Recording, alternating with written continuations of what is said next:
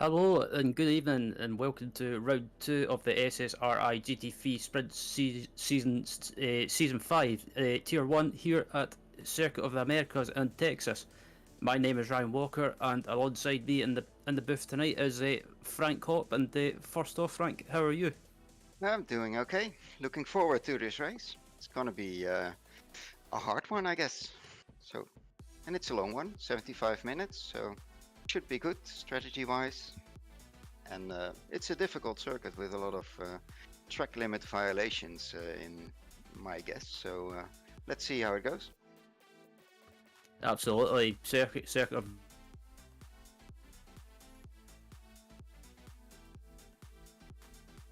I don't know about you, Frank, and the people watching, but it's one of my favourite tracks on the platform. It's just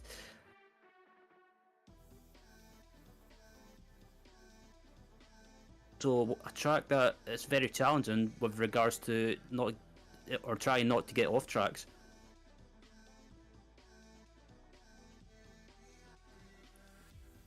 Not As quite sure if I'm the only one, but you're falling away from me a bit, Ryan.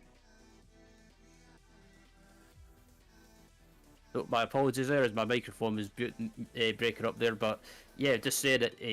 COTA, one of my favourite tracks on the ACC platform, Frank, and it's a bit of a fun challenge. Because you've got to, if you want to extract the lap time, you've got to be absolutely on it, but you've got to be careful not to get off track, because otherwise you get a drive-through penalty. Yeah, definitely. It's I find it's not my favorite track, to be honest. If you get into sort of a flow, it's really nice to drive, but I find it just a really hard track to drive. It's got a lot of sort of these slow corners that I'm not quite good at. So yeah, I'm still not sure if I actually like it or not. But it's yeah, it's a good track. I think for racing anyway.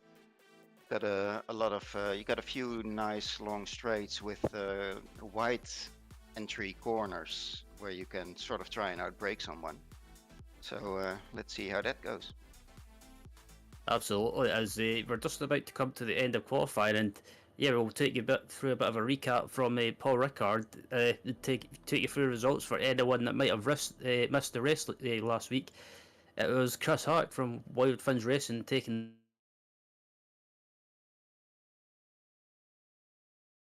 Breaking incline off again. So as it.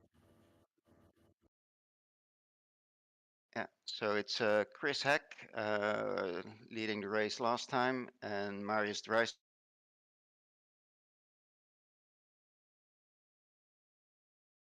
Margini came third. Patrick Södergaard came in the Ferrari 296, same as Chris, came in fourth. And Will Casson in the McLaren came in fifth. So that was a really nice group of different cars as well that came in the first 5 places. Then that's for the pros. For the semi-pros, we had Leonardo Wolf Garcia, who came in first in the Lambo. And then a bunch of Ferraris 296 for Rainer Attenstedt, Timo Zajdek, Thomas van Schaik, and then Luca Amaral came in fifth in a Ferrari as well. So that was the top 5 of last race. So let's see how they all do. Yep, yep. As I'm back now, I'm not sure what's up with my microphone, but yeah, cheers for that, Frank.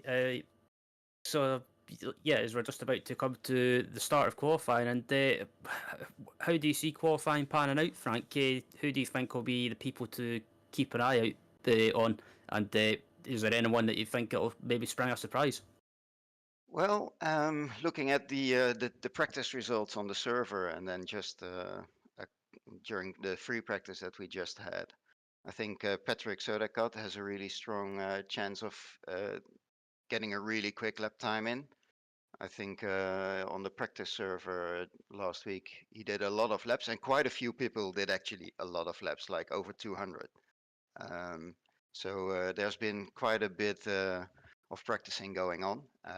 And then the quickest lap time was 2:04.155. So kind of curious if that will be done as well. Chris Heck was quick as well, but we also saw Regan Mitchell. going really fast. Some of the cars that I think might not be as fast, or I think, yeah, in my opinion, is the Lamborghini Huracan. I've tried it and I find it really hard to go as quick as some of the guys are going. But yeah, still a Yeah, lot of to go through. Yeah. yeah, the Lamborghini seems to be one of those cars that you can be quick in, but it seems to require maybe a different or a certain driving or setup style to be really quick. But I think it's just maybe the nature of the COTA as well. Maybe just not suiting the Lamborghini. But as yeah, just checking now, and the qualifying or basically practice is just about finished, and they're just about to start qualifying. And yeah, I think judging by the form last week, I think Chris Hack could be one of those people to keep an eye out for, and they possibly take the pole position. But looking at the silver class as well, there's quite a few people as well that it could be worth keeping an eye out for, especially after last week. Leonardo Wolf Garcia was the man that took the win in the semi-pro class, and it, it's a good possibility he could take another one tonight. But he's also got other people in that class to look out for. You've got Arena Affestad and also Timo Zidek as well, who finished on the podium. So possibly it could be the people to watch out for. But I think also you've got the likes of look at Amaral and also the Tim Miro as well. Well, I think it's also quite saying if you look at the BOP rating, for example, for this year, for this race, is that last week I think the Lambo had like plus 12 or plus 19 kilos or so, and now they have -5 on this track. So it's there's really a difference in the performance of the car on this track apparently. As we're going to take a look at the track guide as well. And how about taking us through it, Frank? Yeah, so it's a track designed in 2012. It has 20 corners and it's 5,530 meters long. So first you get the first long straight into the hairpin. That's an elevation of 40 meters. Then you go down to turn number 2, which is a fast right. And then you get into the section that's modeled after the corners of Silverstone for Maggots Beckett's Chapel. So that's turn 3 to 6. And if we've done those, and you really need to be careful for the track limits there, then you get to these corners. That's corner 7 to 8, which refer to the Senna S's of Interlagos. And then you go to turn 9. Here that's wide, but it's really hard to keep it out of the track limit here. And then you have turn 10, that's actually full throttle, go down. Then you get to sort of first straight, and then into the first real hairpin. That's a hard one, you can overshoot it. And then you get the longest straight, so that's over 1,000 meters of a straight. And then you go into the next hairpin. Pins. I think in the Lambo I get to about 250 kilometers where you have to go full on throttle or full on the brakes and try to get it around the corner. Try to keep as much speed as well, because this first here in the corner, so the second 2 corners to the right, they are really nice to drive if you sort of get it right, but it's hard to get on the throttle without the backslide sliding away. Then you get this really technical 2 corners to the left. With this one is really strange because it's sort of struggling to get it around. And then you get a part that's modeled for turn 17 and 18 to Istanbul Park, which is a double apex more or less. And then you get to the last 2 corners, 19, which is sort of a right corner corner to the left, 90-degree corner. You can go into the pit straight here, and then this last one is also a bit tricky because it's a bit more than 90 degrees and a really short road to the finish line. And that's the track of COTA. Thanks for that, Frank. And that was there's plenty of interesting places where you can go off and get an off-track warning and some places it can make a move as well. But I think I've got a feeling that not the first hairpin, but the second hairpin at the end of the back straight, I think there could be some issues and some accidents possibly, just because maybe some drivers might get caught out with a braking point, and because you're going so quick and you're flat out for most of that straight, and then all of a sudden you've got to brake and downshift really quickly. But I've watched the races in that corner in the past, and they never ever end well if you get it wrong. But as qualifying has just got underway, and if we can head over to there now, and I think there's going to be plenty of surprises, or there's a few surprises going to be sprung up, I feel. But as we look at Nick Vargar's coming out the pits now with the BMW, and Nick is one of those drivers that I've watched him in the past. He's always one of those drivers that he does a good job, but he always seems to kind of, sometimes keep a low profile. Yeah, but he's quick. I think he's actually doing really well normally in endurance. I'm not quite sure how he performs in sprints, and I also I'm not really impressed yet with the pace of the BMW. Oh yeah, okay. So, is he now in the Pro League then? Okay. Oh yeah. So yeah, Nick now yeah.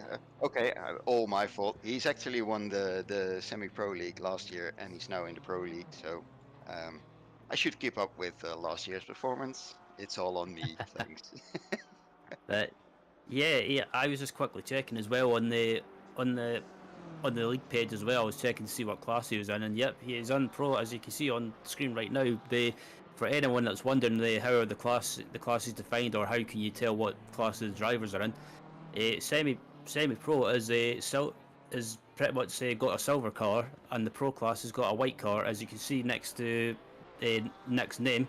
So that's pretty much how we identify, and how you can identify who's in what class. But as we see Nick coming around the final sector now, just getting ready to start his lap. And I think I've got a case around COTA from my experience. It always takes probably takes a couple of laps for the tyres to get really up to temperature and get the pressures in that optimum range. As we look at Patrick Sodikit from Wild Funds Racing as well, and Patrick he had a great qualifying at Paul Ricard last week, or 2 weeks ago rather. And unfortunately, on lap 1 of the race, it just seemed to just fall apart. He just got caught up in incidents, and he was pretty much used as a batter, or basically as a bulldozer on lap 1. But he managed to come back and finish in 4th place, so it was a decent recovery. But I think Patrick will be looking to get his season back on track here tonight, and I think if he can have a good qualifying, he could be one to watch in the race. Oh, definitely. And I think together with Chris Hack, that should actually could be a really nice battle if they're both in front. And then it's sort of depending on who's third, because of course the Ferraris are not really quick off the straight, as we saw last week as well, with Sam just being able to push in between them and get a quick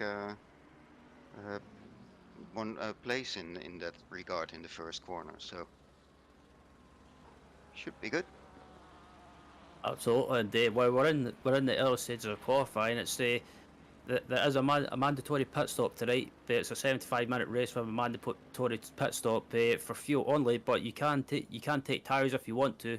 And I think trying to do this race on one set of tyres is going to be very tough, because the nature of this COTA track, it can be punishing on the tyres, just because the tyres take such a load.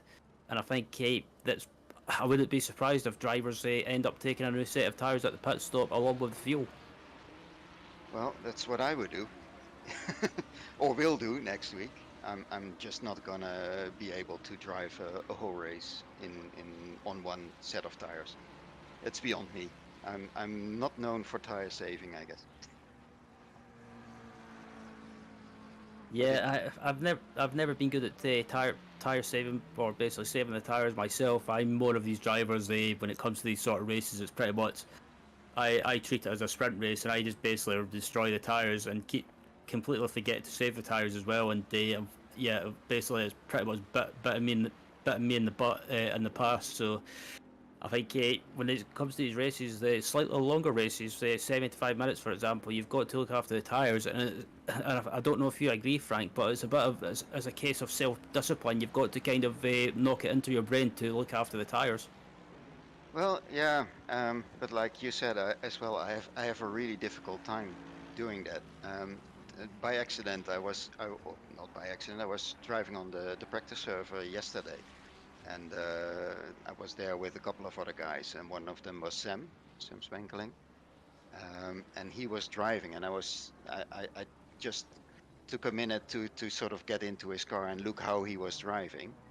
But I also noticed how he was steering, and especially once he got later into the stint, he was just so much smoother with lighter steering input than I am doing.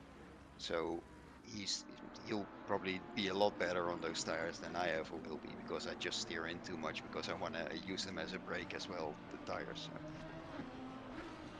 So there's a difference in driving style, and that really helps you out in staying quick for a longer time in a stint. And here the stints are of course a bit longer. I know for a fact that some of the cars perhaps can do a full fuel load and then reach the end of the 75 minutes, but I think in the Lambo you just can't. So that's something to take into account as well. Absolutely, as we change to and look at Giorgio Magazzi as well coming across the line, currently 15th at the moment in the pro class. As I say that, he comes across the line and jumps up into 6th place. So a good bank alert by Giorgio at the moment in the McLaren, and the McLaren seems to be well, the McLaren seems to be getting quite a lot of love at the moment, or over the last few the last few months. It seems to be one of those cars that's started getting more and more popular, and I think for me anyway, I do like the car, but it just seems to be, as you've got to be very careful because it's got that mid engine setup, and you've got to be very careful in the corners with it. You can't just throw it into the corners. You've got to be very smooth with it. Yeah, but I do like it. Before the season, or before last season, I actually drove all the cars, even the ones that are like the Jaguar that you really don't want to drive, Chris. But then there were 3 cars that I really liked to drive that just felt immediately good to me. That was the Aston, the Lamborghini, and the McLaren. And the sound of the McLaren I think is awesome.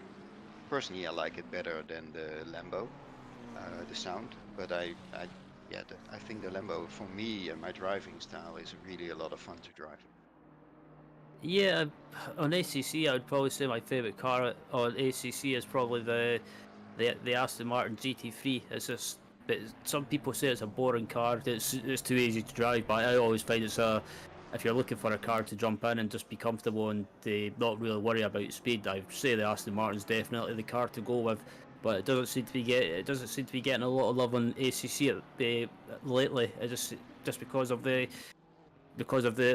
inevitable topic. It always seems to spring up that is BOP, and for anyone that's wondering what BOP is, it's balance of performance, where the cars kind of get adjusted or changed to make sure that the cars are all evenly matched or close together. And talking of cars that have not been used that much as well, it's good to see the Honda being used as well, as we see John Beaton in 5th place with the Honda, and it seems to be gaining a lot more popularity, or getting popular again, Frank. Yeah, I really like the car. The looks of the car I think are amazing. I don't know if you've ever driven it. I think I've driven it once, perhaps when we were in patch 1.6 or so, and I just couldn't drive it. Whenever I hit the throttle, I spun out. So I have absolutely no idea how it drives at the moment. But yeah, it's perhaps a car I'll try at one point. So there are just cars that are sort of not meant for you, I guess. Yeah, I have done a couple of races with the Honda. That was back in I think I was back in, what was it, the 1.8 version, I think, of ACC. So when it had that horrible oversteer that would catch you out mid corner, or basically anytime you got on the throttle, it would just spin round on you.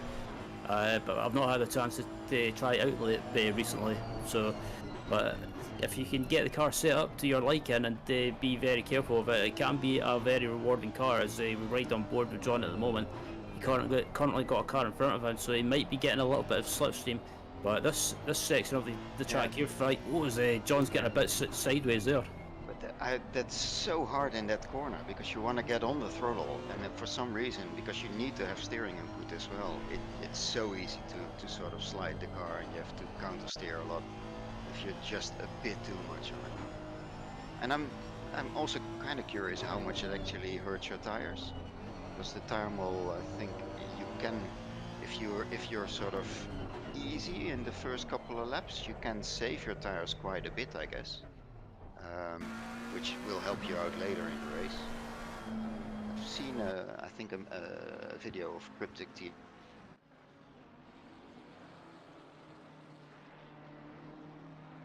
Videos, I think the difference between saving your tires and don't, and then he was at the end of a race, he would still be like a second quicker than other guys who were just trashing their tires at the start. So I would be the one trashing my tires, just to be sure. Yeah. And as Will Carson coming across the line, jumped up from 6th place up to 4th place, so a good lap from Will, really? And jumps up to 4th place, and that was a good lap by him. And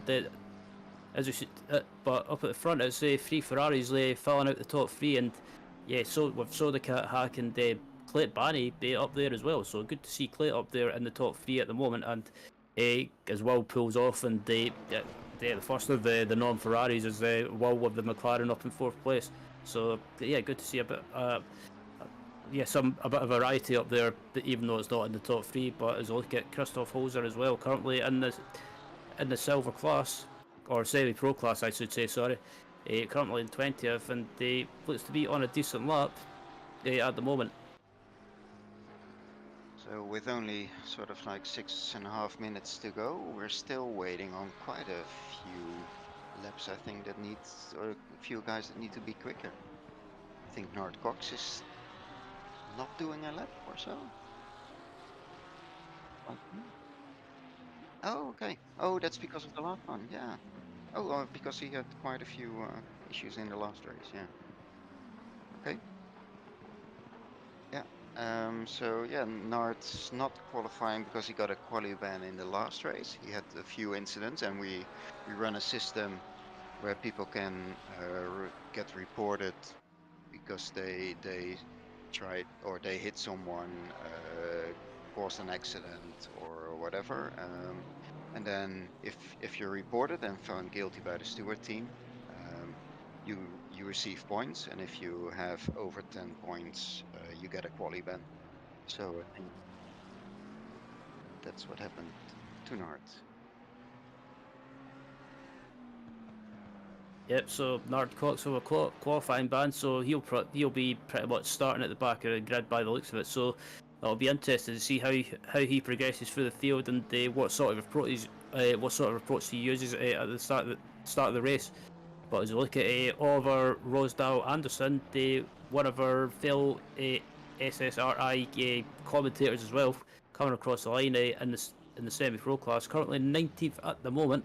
So yeah, but a decent qualifying from Oliver, and I think he probably realises he's not going to get close to the front, maybe on pace, but he's maybe just focusing on class position rather than the overall position, which is not always a bad thing, Frank. It's always, sometimes depending on where you are, it's always better to think of your class position rather than overall, and it's a mindset I've always used anyway, and it's always seemed to pay off.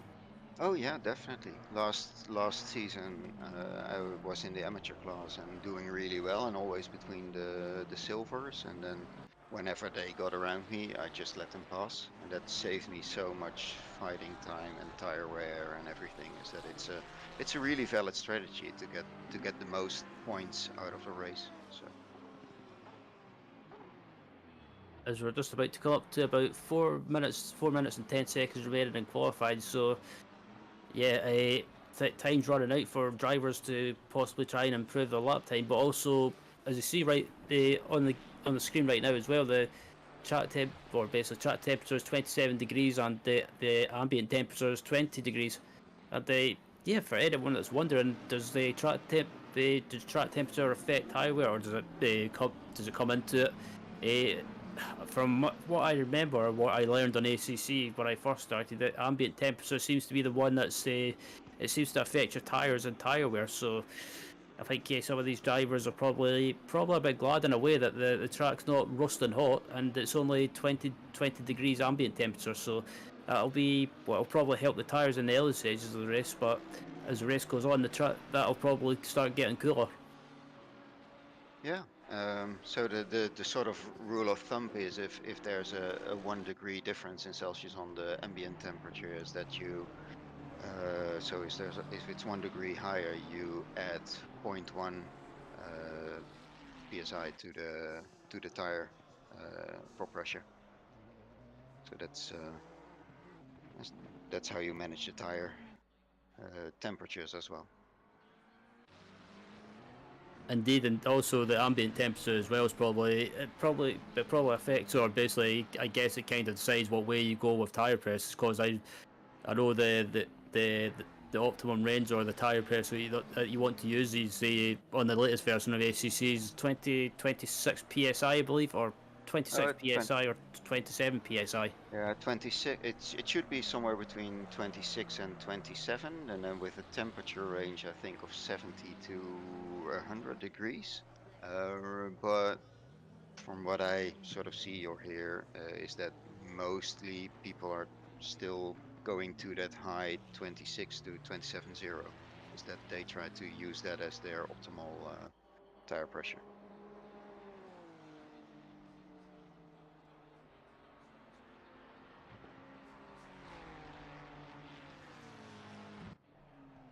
We're in the closing stages as well. So if you get over the finish line now, you can still get a lap in.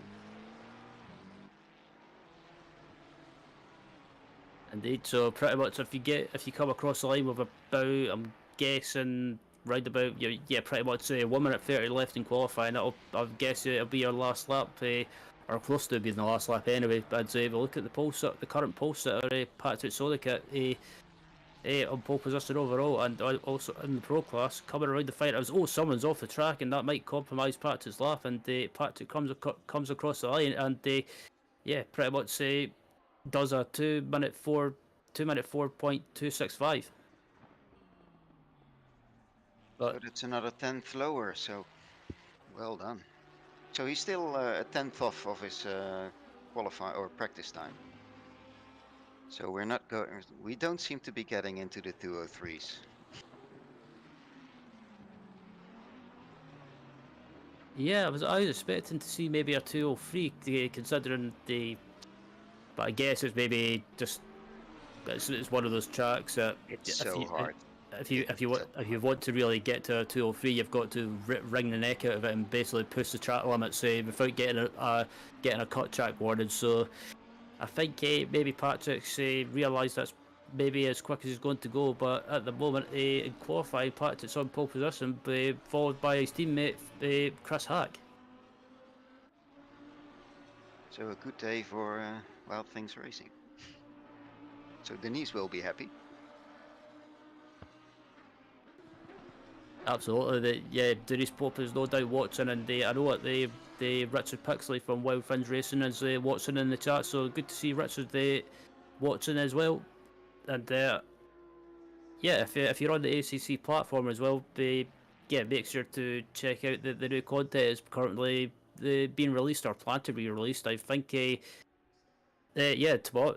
Just been notified that tomorrow the new content gets released. So make sure to check that out. So that's the GT2s, right? Is that also an update to the physics engine again? I have no idea, to be honest. I'm not. That's a good question. I'm not sure. Maybe someone in the chat can inform us. So it's GT2. Also, I think the Red Bull Ring, so a new track. But is there also going to be a physics update as well? Indeed, as what's that Dario Vianello coming down the back straight as well, and yeah, fantastic shot there on the back straight. One of my favourite sections of the track is maybe probably looks a bit boring, but I do like this section just because you're flat out for most of it, and it's just yeah, it also gives you a chance to relax as well and kind of just get like basically like move your hands, move your feet or whatever, and they just kind of just relax before the end of the back straight before you have to start doing the work all over again.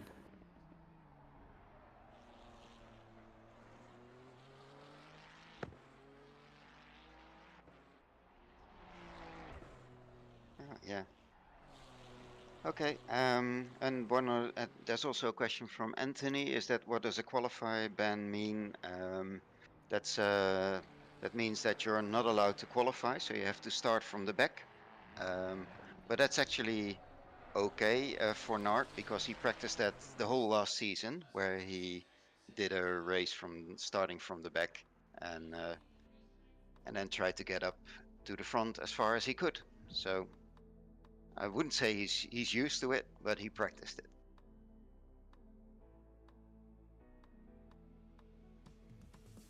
Indeed, as qualifying has come to a close now, and yeah, it looks like Patrick Sodika is basically starting to get some redemption after his race at Paul Ricard, where he could have finished on the podium, but yeah, it just didn't go his way. But yes, start turning it around by taking pole position at the COTA and with his teammate Chris Hack in second, making it an all Wild Fringe Racing front row, and Clayton Barney rounding out the top three and in third place. So good to see Clay up there as well in a Ferrari. It's pretty much a Ferrari 1, 2, 3. So yeah, the Ferrari seems to be suiting this track.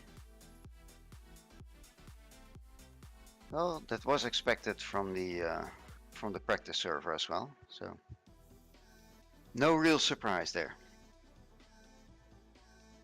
Indeed, as we're just looking at this an amazing shot of the track, and yeah, fantastic shot, and yeah, you can see that difficult turn one as well. It's one of those corners, Frank, that it's so easy to make a mistake, but it's one of those corners that you can take different lines into as well. You can take a wide entry and square the corner off, or you can aim for the corner early and to try and get back on the power straight away as well. There's so many different ways to take that corner. Yeah, but turn one is tricky because because it's going, of course, uphill, and then it flattens out a bit on the top. But even on the more you go on the inside, there's also a dip as well, which means that if you go to the inside and you're still braking and you need to turn a lot, is that you will probably lose the rear because you lose the pressure. So if people try to outbrake someone there, that might actually really be an issue that people will spin out trying to do that. So let's see how that goes during the race, because it might be interesting to see.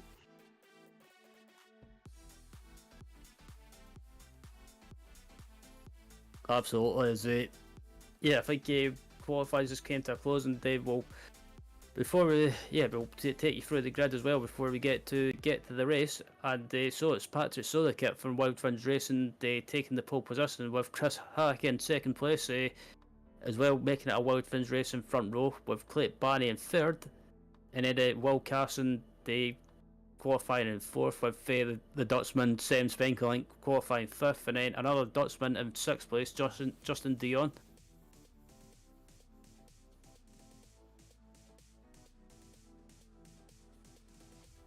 And then we have our first semi-pro. Absolutely. The Terje Andre Fredriksson in ninth, and then 10th is Giorgio Magazzi, and then Dave Jr. in 11th, and then Tim Miro 12th, Luca Amaral 13th, and then 14th we've got the Reina Afested, I think that's how you pronounce it. 15th you've got Christoph Holzer with Andrew Richardson, and 16th, quite surprised not to see Andrew further up the field, considering he's probably one of the quickest drivers in the league, but maybe just not comfortable with the track. And then we've got Kurt Peters in 17th, 18th we've got Martin van der Krant, and then 19th we've got Leonardo Wolf Garcia, the winner from 2 weeks ago in the semi-pro class. And then 20th we've got Francois Tassin And then we've got Oliver Rosedale Anderson in 21st. And then 22nd we've got Sebastian Reinl. And then 23rd we've got Dario Vianello. And then 24th we've got Timo Zidek. And then 25th we've got Peter Vanya. Vanier, sorry. Thank you, Frank. 26, Marcel Viss, and then 27, Simon Wilkes. And then we've got Nick Vargers in 28th. 29th is Andy King. And then we've got the 30th, our very own Baz Van Melis. I think his mother will be cheering in the chat. And then 31st, we've got Arwin, the Wagen Makers. And then 32nd, Nikolai Schroeder. John Gray in 33rd. 34th, Nard Cox, who's serving that qualifying ban, and then rounding out the grid in 35th, we've got Paco Lara. And I think most of the most of the grid I managed not to butcher, apart from one name. Oh, you did actually really well. So, so now we have some interesting facts perhaps about the track as well. So the real live or the real time fastest time for the GT3s is a 2053 for Porsche, which I find is surprising little amount of Porsches in total, or at least not in the higher ranks. So I'm not quite sure how hard it is to drive on these tracks. Because I haven't driven it because it just doesn't suit my style.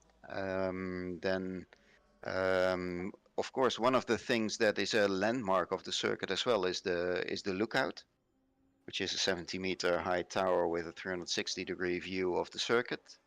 And it's a circuit that was designed by Herman Tinka, I think was his name, right? So that's the one that sort of designed all Formula One tracks, and in 2012 this track was specifically designed for Formula One, and it has been repaved, I think, after the first 2 years again as well, because it was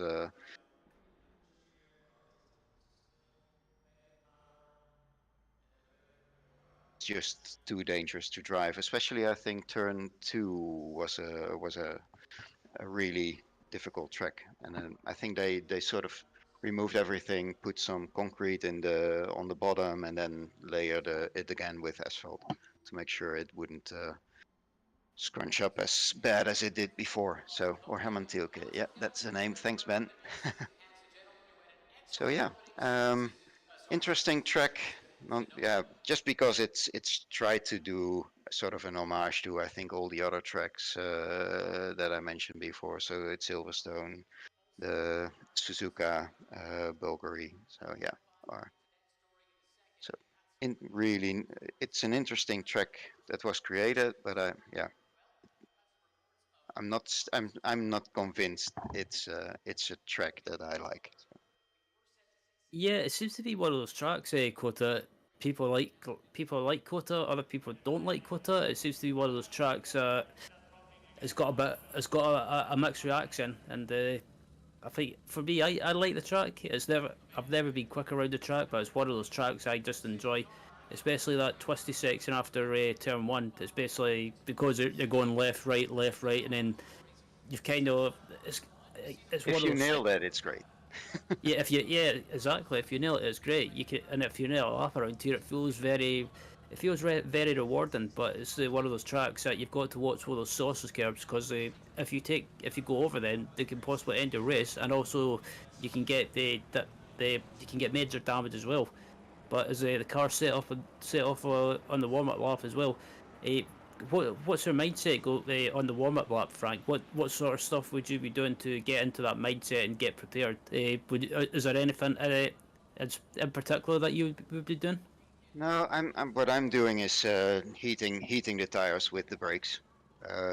Trying not to steer too much and keep the tires sort of as clean as possible, and then just try and heat it up. And then usually what happens is that I sort of overheat my brakes in the first half of a lap, and then the moment you have to actually start and drive in a double line, all the tires cool off so much again is that yeah, it hardly helped anyway. So one of the things I want to mention as well for people watching the stream is that behind the car number, you also see now in orange, I think the one that is standing there, and that's actually the part where you can see if somebody already had a pit stop. So if people completed their obligatory pit stop, that's where it turns green, and they no longer have to do one. So that's a fact of the way it's set up. Yeah, I'm talking of the pit stops as well. There is no pit window, so there's not a certain time that you have to pit. You don't have to wait for a pit window opening. So if you wanted to, when the race gets going, you could probably pit at the end of lap one. But not, I doubt any drivers will be doing that. But you don't have to sit pit by a certain point. So it's pretty much pit whenever you want, and it wouldn't surprise me if you see some drivers possibly pitting early, maybe halfway through the race, and maybe trying to get an undercut and get out of traffic. Yeah, that's something that's very valid to do, especially if you're perhaps only planning on a splash and dash, because you're driving a heavier car anyway, and you might be actually quite slow in the beginning. Is that you could actually sort of gain some time to just sort of pit early for after a few laps just to get your tank full again and then just drive to the end. It's something you could try as a strategy, I guess. Yeah, absolutely. I was right on board with Patrick Sodecat as well. Kind of just taking it easy at the moment, just trying to look after the tyres as much as possible, and trying to close the field up as well. As you see his teammate in his rear view mirror there, Chris Hack. I think it wouldn't surprise me if both of these drivers are maybe sitting on the same Discord or TeamSpeak or whatever they use to communicate, and just to try and let each other know, or basically Patrick can let Chris know when he's planning to go, and I think that'll help as well. Maybe Chris will try and maybe back the field up into turn one and make sure that nothing happens to Patrick, like what happened to him at Paul Ricard on lap one, when he pretty much pushed all over the place. As the cars start to form up now, heading up to the final corner, and yep, that's pretty much any last words, Frank? Oh well, I wish them all good luck. That's all I can say. And I've seen that we also need to keep Tim Miro and Kurt Peters and give them some screen time, because we want to get Stijn van Oonakker drunk, I guess. As the cars come up to the line, and they will be underway as waiting for the lights to turn green, and we'll be underway for the race. And both Royal Funds racing cars on the front row, and Patrick Sodecat trying to keep ahead, and maybe trying to be a bit sneaky and get a jump in the field, and as they come across the line. And we're underway, and there we go. That's the green flag as they head up to turn one, and Patrick Sodecat with a decent start heading into turn one. The Chris Hack's under attack, and Chris Hack's lost the second position, and Sodecat off to a great start on the exit of turn one. Yeah, that was a brilliant start, and I don't think I've seen any yellow, so I think we came also through the first corner in a decent order without any issues, which is almost surprising in that corner, to be honest. Indeed, as they come through this twisty section now, and this section especially, you've got to try and keep to the right as much as possible without getting a cut track, and it looks like someone's had an issue. It's Paco Laro down in 35th. He's had an issue, so I wonder if he's been caught up in an incident and maybe had contact with someone, or maybe just lost by himself. But as they come up to the back straight now, this is a corner where you want to try and carry as much speed and get the power early, carry that speed down the back straight. But as it looks like, looks right now, it's still a Ferrari 1-2-3, but the order has been reversed or changed, because Clayton Barney's up to second now, and I think Clayton Barney might try and keep up with Patrick Sodecat as much as possible, and just try and keep him in his sights. Yeah, I'm also wondering what type of setup choices they made. If people actually use a lot of wing, because it's a big part of the track is twisty and technical, and you need the downforce. But you have this long straight, so you could choose to get a lower wing just to be able to overtake people on that straight. Something we can ask.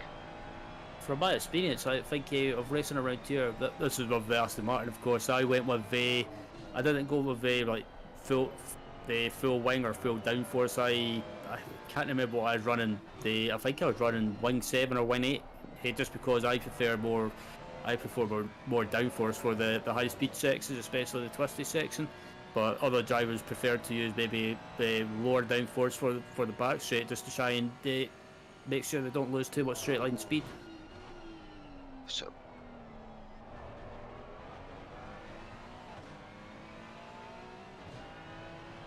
Do we have a hanging stream? Oh, there it is again. At the end of the first lap, it's still Patrick Sodecat leading. They starting to pull away from Clayton Barney ever so slightly, and they down in the semi-pro class.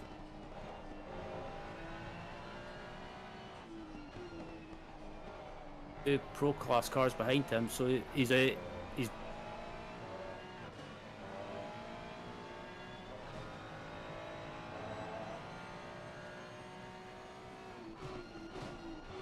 Yeah, I can hear you, but there's some struggling on the stream, I guess.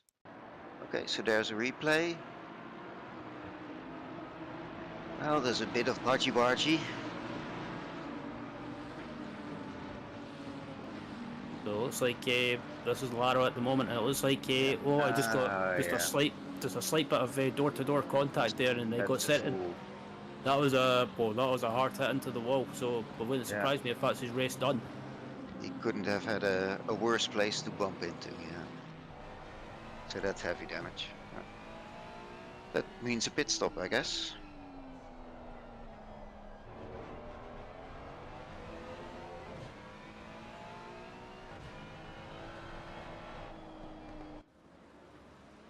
So at the moment, it's still Sodecat leading, but apart from that, Frank, it's actually been relatively clean. Yeah, it is. But I'm wondering if you're now settling, because of course always those first laps you need a bit of settling into the race, and then of course then you see after, at least I always need about 2-3 laps to get my tires up to temp and sort of get into a rhythm. And yeah, if you're still close together at that point, you should be able to get some nice fights. Indeed, talking of fights as well, looking at John Beaton heading into turn 1. There's also Will Casson and Sam Spankeling, I think, are really close together. So they were next to each other, yeah. Absolutely, and as you say that, Spankeling is right behind Casson at the moment.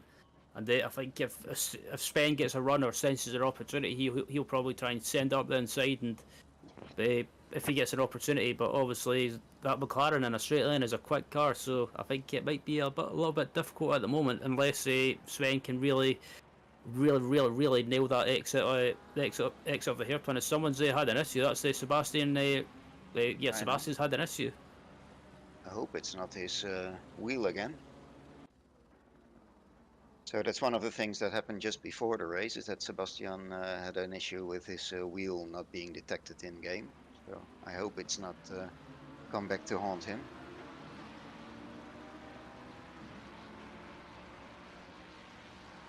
Indeed, as Spankelink still on the back of Beaton at the moment, and also not behind Spankelink, he's got Justin Dion as well. So Justin in the Mercedes, right behind as well, and I think maybe just more than happy to sit there and watch that battle going on. And further back as well in 11th, we've got Christoph Holzer, 11th overall, and second in the semi-pro class. So it's been a good start for Christoph at the moment, and I think if he can't get up through the field overall, I think he'll just be happy to try and take a good result in the semi-pro class, as we're just already about probably a few laps into this race, and 1 hour 8 minutes left in the race, and yeah, that's a few minutes that's already flew by. And there's a ride on board with Terje Andre Fredriksson as well for the Monster Energy, coming across the line, currently in 9th and also leading the semi-pro class. So it's been a good few laps for the Norwegian. Yeah, it's actually brilliant. So it's so nice to see. I really love that rear view camera. It's or the rear camera, and then seeing how close people actually sort of break into almost into the back. It's an amazing view. Some really So nice fighting, yeah. yeah, it's surprising. It's been really clean at the moment, and there's no, apart from that incident for Lara. Apart from that, there's not really been many incidents. Also, that incident for Sebastian, I think just the way it looked like off track, it might have been his wheel, possibly his wheel malfunction. As I say that, it looks like Dave Jr. trying to make a move at the moment. Or sorry, Christoph Walters trying to make a move at the moment on Dave Jr.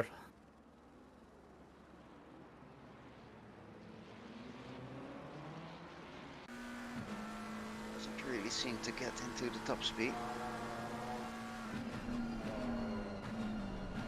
Yeah, this is the thing with the. So, go ahead, Frank. Yeah, it's also because sometimes perhaps people. I'd like to explain a bit about the braking area, because if you're actually racing really close to someone, the moment you're really behind someone and you want to brake, you can't brake at the same time. So you really, if you're on the back, you really need to brake like 5 to 10 meters earlier to make sure that you're actually not hitting them if you actually brake at the exact same time with the exact same power. Yeah, it's always following somebody in sim racing or in any racing, I guess, is always quite hard to time, so you're not actually hitting someone. But these are pros, so I guess they should be okay. Absolutely. As I look at Dave Jr. coming across the line, and yeah, it looked like Holzer was getting close to making a move, but I think with the Porsche as well, if you're behind another car, it seems to get aero loss where it loses a downforce or understeer slightly in the dirty air. So maybe just struggling to get close to Dave Jr. in some of these sections to try and make a move. But as I look at Oliver Rosedale Anderson, currently down in 15th at the moment, and they doing a decent job in the semi-pro class at the moment. So good to see, and he's got a bit of a pack forming behind him as well. But I think at the moment maybe Oliver's just trying to look after the car and look after the tyres, because obviously COTA is known for being a big punishment when it comes to tyres.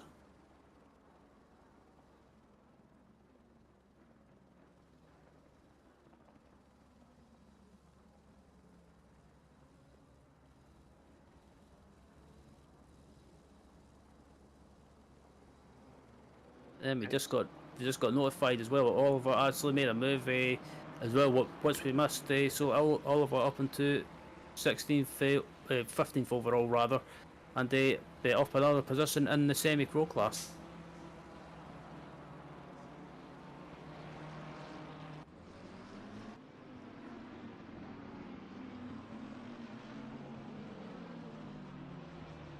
So come through this tight, twisty, technical section now, and yeah, this section here, Frank, is one of the. I probably find it one of the most annoying because because we saw the spin there as well, just on the back. It's just a really hard corner, because it's the braking is done in a while turning as well, and then it's tighter than you want because it's slow or a really narrow exit. And you want to try and get on the power because the next corner is actually quite fast, and it's really easy to spin the car.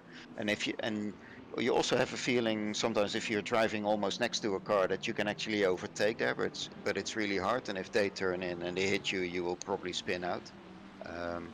Yeah, there's a lot of places here where it's almost dangerous to get sort of on the inside of a car, because if you get a small tap, because you're so on the limit anyway on those corners, it's really easy to get spun out.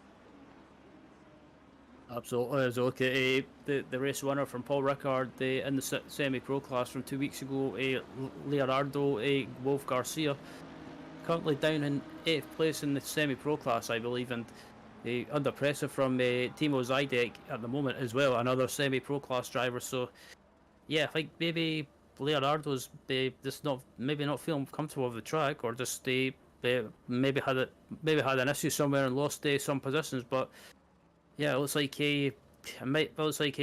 Wolf Garcia might not be on course to take another semi-pro class win, but maybe he's just thinking of the long game and just thinking about taking the points from the race wherever he finishes today, which is not always a bad thing, because sometimes if you can't win a race, it's always better just to settle for points, and at the end of the day, points make prizes. Yeah, but I think also Leonardo didn't qualify that well, and I can't quite remember the place he was in. But like I said, I think I think the Lambo doesn't really suit the track. Even if you look at how Sam is now just dropping back quite quickly, and he's under pressure from a couple of other cars, so that seems to be quite hard. But we also see Oliver really closing in again. So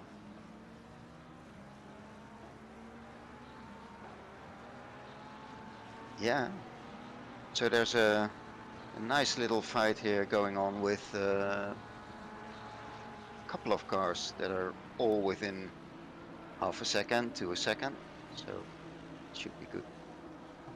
Nice turn. They left each other's pace, so that's good.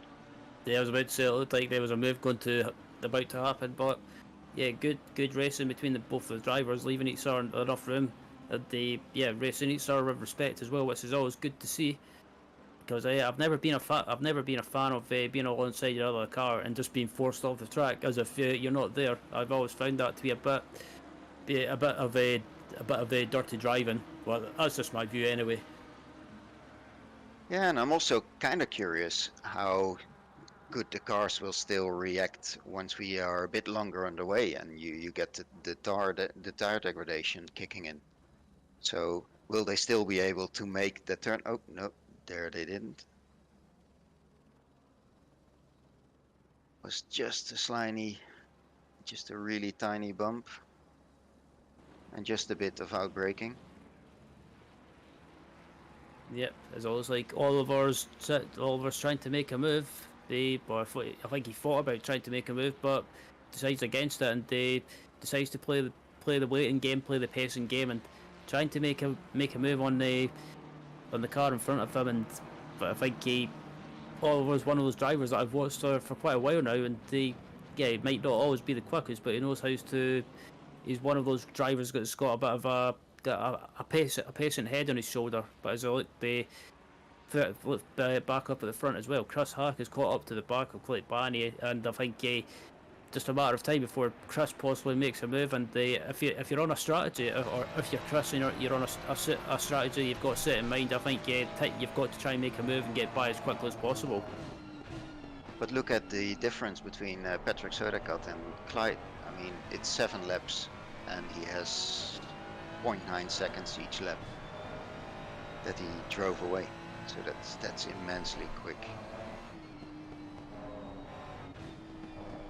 Indeed, and it's a good point that Ben Mollard in the chat actually mentioned as well. It's interesting as well. It could be both Wild Funds Racing cars could be doing a split strategy. Maybe Patrick might pit halfway through the race, and maybe Chris might try and go as long as possible and just do a splash and dash. Yeah, something they could do. If they actually really played a team game, I'm always a bit curious on how you would see that. But,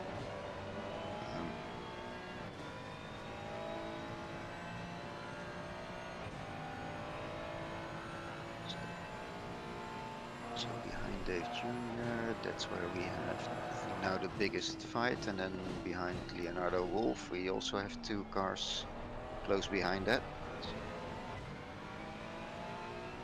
Good as well. Oh, and we have Jean Beton really close behind Regan Mitchell. So there's a lot of fighting, or at least very close racing going on at the moment, which is always exciting. So there we have John. And it looks like John's trying to make a move, and it looks like trying to get back by Regan Mitchell, and they can't really do anything. It's pretty much a one-line corner. This part of the track. Yeah, and you're immediately under attack as well from the guy behind you. So he was fighting to attack, and now he's defending again.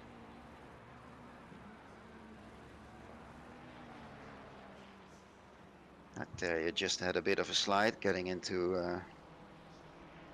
onto the start-finish straight, which cost him his exit, and then immediately you see a gap.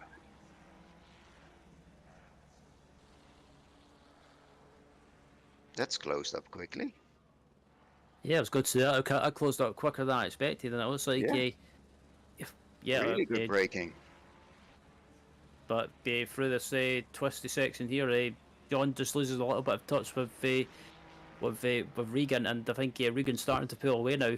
And I thought I'm quite surprised that Regan's not been up at the front challenge, and like he has done. I think it was last or the past couple of seasons. Maybe just a lack of time, and not as much time to practice, or just that treating this season as a bit of fun. But yeah, still inside the top 10 nevertheless.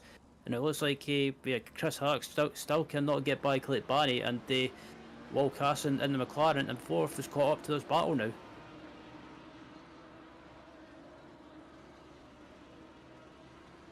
And we did miss, I think, Sam being overtaken by Justin. Sam Spankeling was overtaken by Justin de Jong, but I'm not quite sure we've seen that. Yeah, but I was about to bring it up as well. Sam's lost a position to Justin, but I wonder if I can't remember if they're in the same team or not. If they are in the same team, there might have been a bit of a team switch. Maybe Justin's quicker at the moment, and he's just decided that, or Sam's decided that it's probably better to let Justin through and not fight him too much. No, I think Sam is in the same team as Nard Cox. Or Nard Cox, sorry, my apologies. Which reminds me, Nard was starting from the back, so how far did he move up already? 30 seconds, so he's not really moved up. Yeah, he's not moved up like I thought he would move up. So maybe Nard is maybe just playing the sensible approach, and just pretty much waiting for other people to have issues or make mistakes, and just pick up any places that he can. But still, this battle at the top of the screen between Barry and Hack is still going on, with Carson still in the background, and also at the bottom of the bottom of the screen, Regan Mitchell is still slightly under pressure from John Beaton, and also you've got the Norwegian Terje Andy Fredriksson, sorry.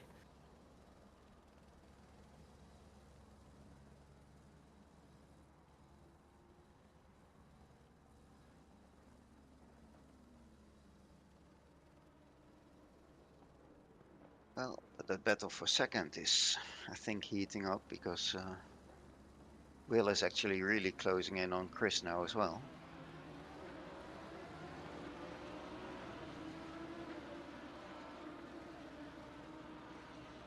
Yeah.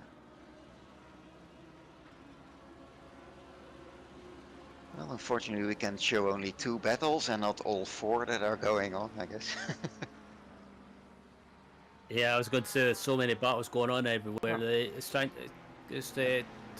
yeah, to the parking lot is what happened there? Yeah. Oh, he's gone. Chris. No, Chris Hack is oh yeah. To be gone. Yeah, Chris Hack. Yeah, I'm trying to. Because I'm checking the timing, and seems to have left the server. Oh, I wonder if that's a disconnect or a disconnection. Right, I'm checking the timing, and it still says that I did check the timing, and it said that Chris Hack was still in third place, but yeah, I think it's just he's disappeared now. So it's either a disconnection, and hard luck for Chris, because he was having a good run there, and he was keeping the Clayton Barney under pressure, but Clay Barney's pretty much been given a bit of breathing space, and Will Carson's up into third place in the McLaren. So yeah, the first of the non-Ferraris up in third place now, and Clay Barney, even though he's in second, he's about pretty much 9.2 seconds behind. So he's got a bit of work to do to close that gap down to Patrick Sodicat.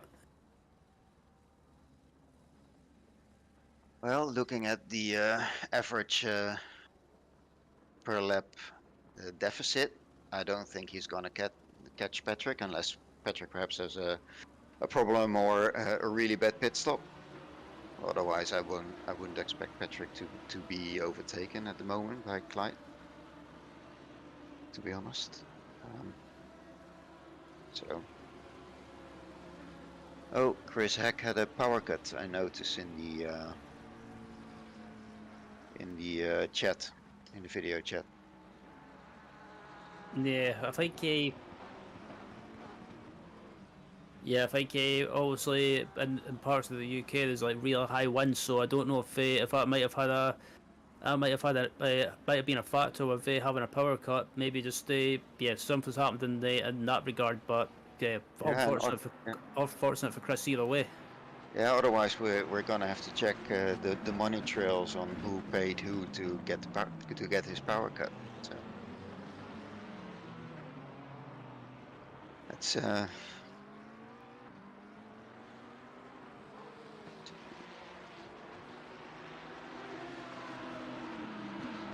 okay. Ben also says, yeah, if he lives in the UK, no surprise as it's bloody windy.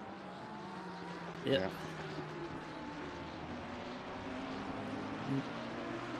And as our director said something in our ear, and it's high winds in parts of Scotland as well, and so if I disappear at any point, that's probably why, because it's been real annoying. It's one of those things, but yeah, it's so unfortunate for Chris, and I think he's probably. I wouldn't like to be thinking what he's saying right now. Probably a load of curse words either way.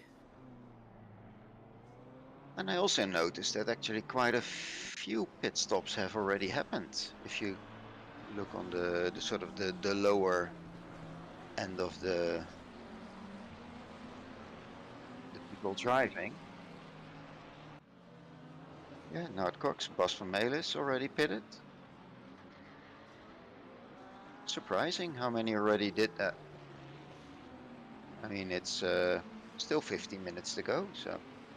Yeah, I thought if they were going to make an early pit stop, you might have wanted to try and get to maybe 40 minutes remaining or something like that. Maybe, well, pretty much say round about that mark in the race. But maybe some drivers are being held up and they just want to get some clear air. But the thing is, Frank, if you pit early and you take new tyres, you've got to look after those tyres for the remaining 50 minutes of the race, and make sure you don't basically make sure you don't use them up too much. Yeah, but also with the higher fuel load, that's actually quite a bit harder, because of course you have to take a lot more fuel. Indeed, is Oliver Anderson, Rosedal Anderson, rather, is up into 13th place now, and they up into let me check, first, second, third, fourth, fifth place in the semi-pro class. So a good run for the Danish driver at the moment.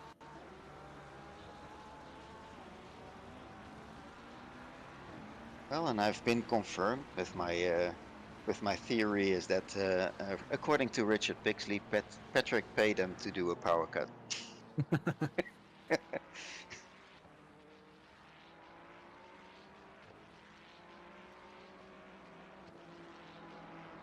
So at the moment, I'm just looking throughout the field, and it's relatively quiet at the moment, with just under 50 minutes left, 50 minutes remaining in the race, and I think it wouldn't surprise me if some other drivers possibly try and maybe try pitting early as well, try a different strategy and to see if they can get some clear air as Will Carston gets right in the back of Clay Barry and gives him a little bit of a love tap on the exit to kind of just say hurry up.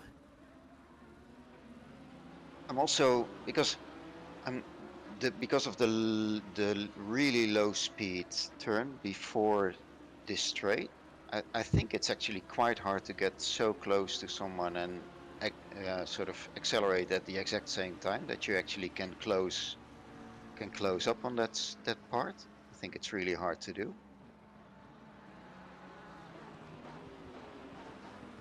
Oh, and we have our first drive-through for John Gray. So that's within sort of 27 minutes.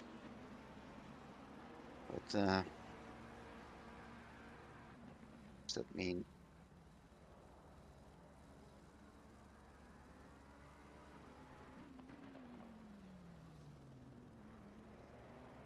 Okay, so that should now be an easy pass for Peter Vanier and John Gray, and then he should be able to go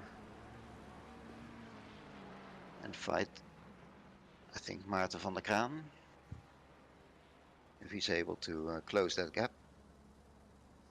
Oh, yeah, that's something. So I'm looking on the...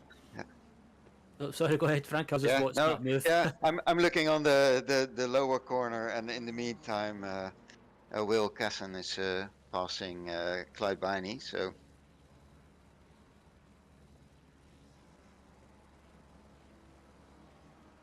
and now let's see if he can actually drive away.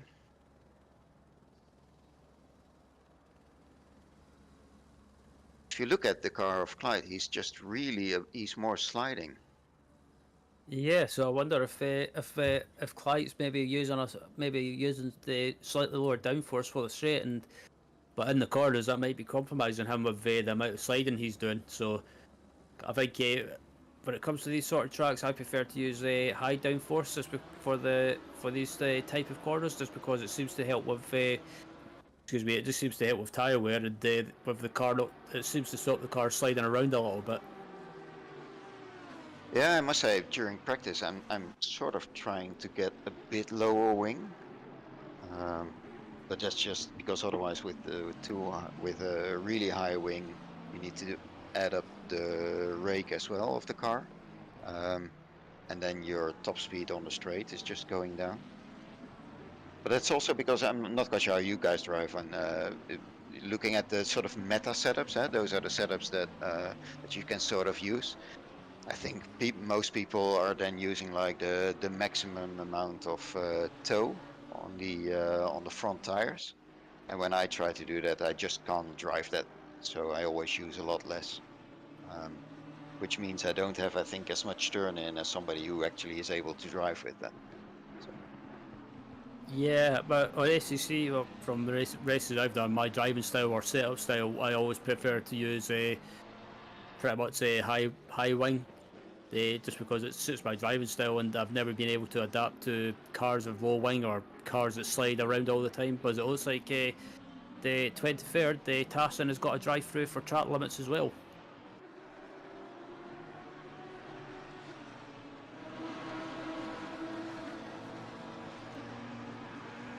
There's no way we can see how many track cut somebody already has had, right?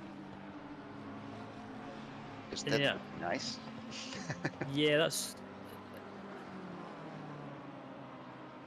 Yeah, I'm just having a look in pit wall at the moment to see if there's anything you can find to see how many cut track warnings we've got, but I don't think, well, from what I can see, there's nothing to show you anything about that, which is unfortunate, because it's something I've always wanted to see on ACC itself, and kind of get an idea of how many cut track warnings the drivers have got, and if they're close to the limit, it's interesting to see if it changes their driving style or change their mindset. As it looks like Tim Miro in 11th as well, having a good run in the semi-pro class. As I look further back up the track, looking at the Norwegian, Fredriksson currently leading the semi-pro class, and right behind Regan Mitchell as well. So the Norwegian, I think, doing a good job, and he's putting Regan Mitchell, who's no slouch by any means, putting him under a good bit of pressure. And I think I wonder if Fredriksson might try and make a move possibly before the pit stop, or if he might try and dive in and get an undercut. Yeah, because I would expect sort of in about 5 minutes for the people that actually go halfway to start doing their pit stops. So at about the 38-minute mark. Absolutely. I'm taking a guess at a right. Well, my guess anyway. I'm guessing around about maybe 35 minutes remaining is when you'll probably see people maybe in the top 10 start to dive into the pits and they do their pit stop. But as they come across the line now, Fredriksson still behind Mitchell heading into turn one, and yeah, I think maybe the Fredriksson's maybe happy just to sit here and just be happy to sit where he is because he's doing a good job at the moment. He's leading his class, and there's no point taking any silly risks and throwing that lead away. And I'm also just checking if Jean Beton is actually closing in on Sam Spanker. This is Luke Emerald. Oh. Oh, What? Oh. I wonder if that was maybe a hardware failure. Yeah. So I wonder. I'm guessing he's maybe had a wheel failure, or maybe if he's using VR, I wonder if his VR's crashed. Looks like he's driving away again. So, you would expect either wheel or VR because his brakes seem to work. I've had a brake failure at one point, and that just meant really crashing into the car. Oh, there's a car there as well, into the barrier. Yeah. So yeah, he's stopped or basically slowed down. He stopped again. So yeah, he's back to the pit. So I think that's either a wheel failure or VR failure.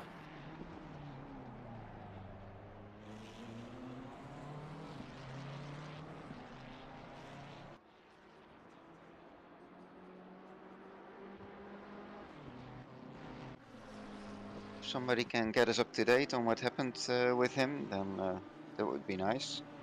You can put it in the chat on YouTube.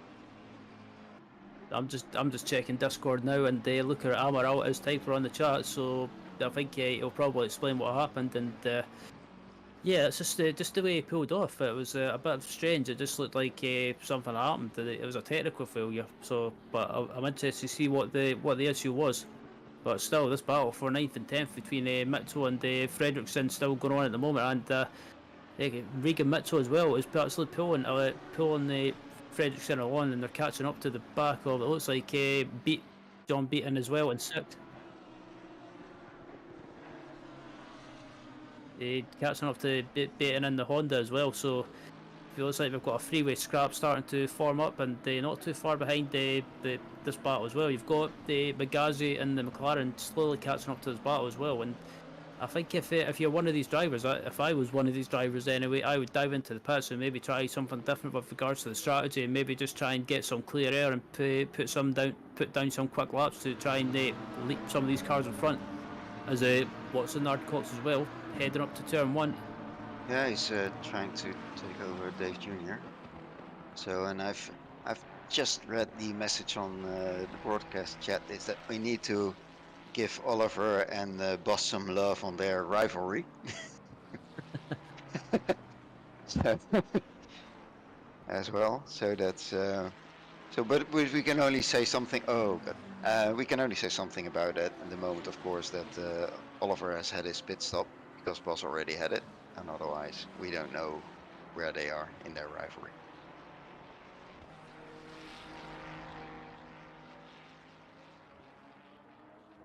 So if I'm checking the Discord and look at Armour, I'll say someone connected their device to his TV and they had no clue where he was. So he basically tried getting back on track as soon as possible, or basically getting it back as soon as possible. So I'm guessing it's someone's maybe. Yeah, I'm confused by that. That's a new sim racing hardware issue I've heard anyway. So I don't know if that was maybe a connection issue or maybe well I have no idea. Well, of course you have. I'm not quite sure what type of TV that he has, but if you have something like a Samsung, you can sometimes connect like for YouTube or something like that, perhaps. So you can couple the TV or something. I never knew try about and that. stream something on that. Well, there's a good reason to actually get a monitor instead of a TV then. And it looks like we've had someone close to the top 10, so basically close to the top 10, deciding to make a pit stop. That's Oliver Anderson diving into the pits. So maybe Oliver's trying to get some clear air and put in the quick laps to try and gain some position. So this might not be a bad move by Oliver. It could work out well for him. And he wants to know where he is in relation to Boss, of course. So that's an important part of his pit stop strategy.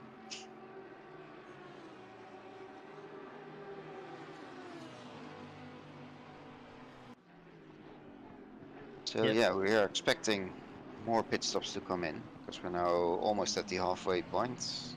10 seconds to go. And Nart has now passed Oliver as well, as did Dave Jr. So You're halfway through, keep pushing. that seemed to have helped.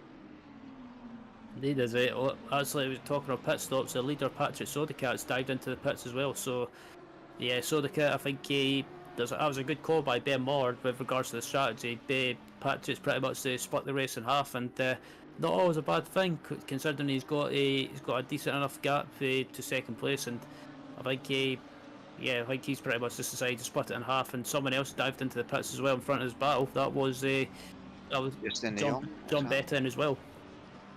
Justin de Jong dived into the pit, so he's gonna drop back.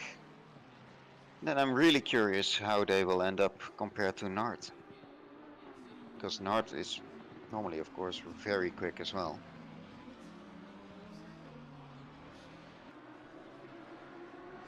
Yep, so it looks like most drivers have actually decided to do the strategy that Ben Mollard was talking about, pretty much split the race in half, and that seems what most drivers are doing. It wouldn't surprise me if some drivers go as long as possible and just pretty much try and run the tank dry, and they pretty much try and take less fuel as possible, or not as try and take less fuel. Also, just want to say that the fastest lap has at the moment been done by Patrick Sodakat, and that's a 2:05.005, which is like half a second quicker than the next one, which is Will Casson at 2:05.555. So.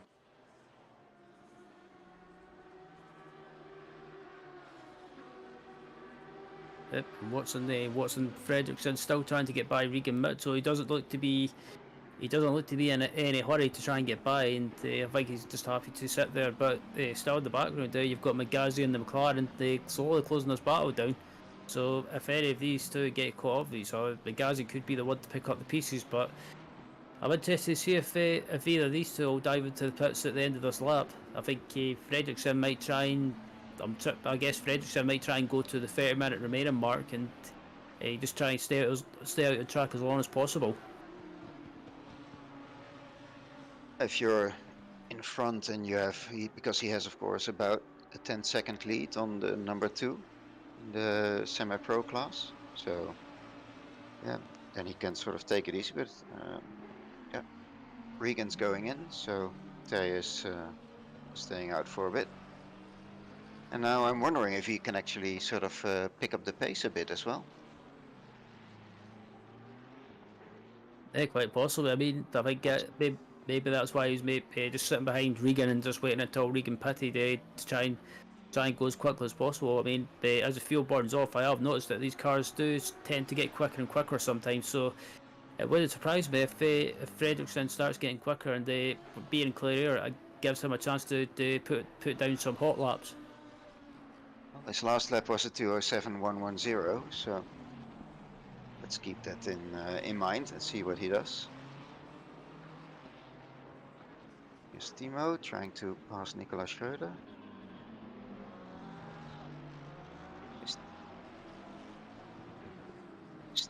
Is Timo's car so damaged? Because his car looks really damaged from the front.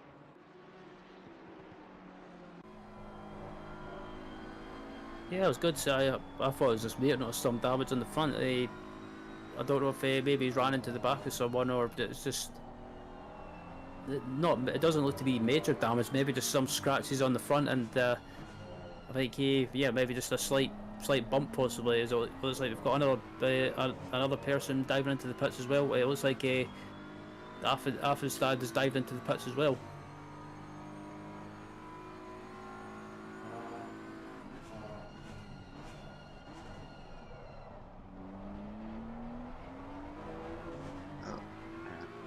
Is there a move to pass? Now he's on the outside now, so it's not gonna help. That's not gonna work.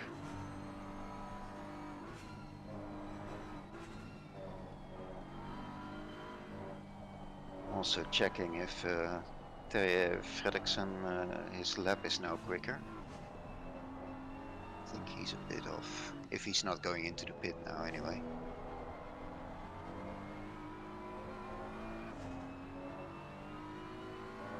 Oh, he's gone into the pit as well.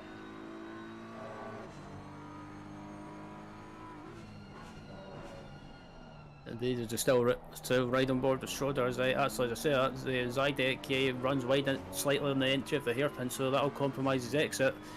And yeah, I thought he was going to make a move, but Fredriksson's into the pits as well. So Fredriksson into the pits from the semi-pro lead, and quite a few cars as well all around him starting to dive into the pits as well. So this is pretty much the stage of the race where everyone's pretty much deciding to dive into the pit lane and make their pit stop. But I think some other drivers might try and go to the 30-minute remaining mark, especially the likes of Clint Barney and Spenkelink and possibly also Magazi as well, and Fredriksson leaving the pits now. So I think Fredriksson was just wanting to probably try and go as long as possible and try and maybe possibly jump Regan Mitchell.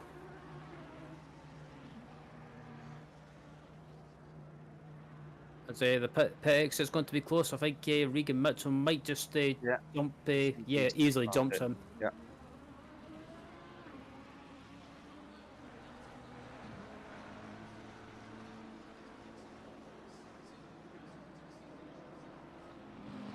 Just checking the live timing as well. It looks like Regan Mitchell might have jumped possibly Justin Dion as well. Yeah, he has jumped him. So Regan Mitchell is in front of Justin Dion, and yeah, I think and also Dion Nard Cox is in front of those. So Nard's gone up to 10th already.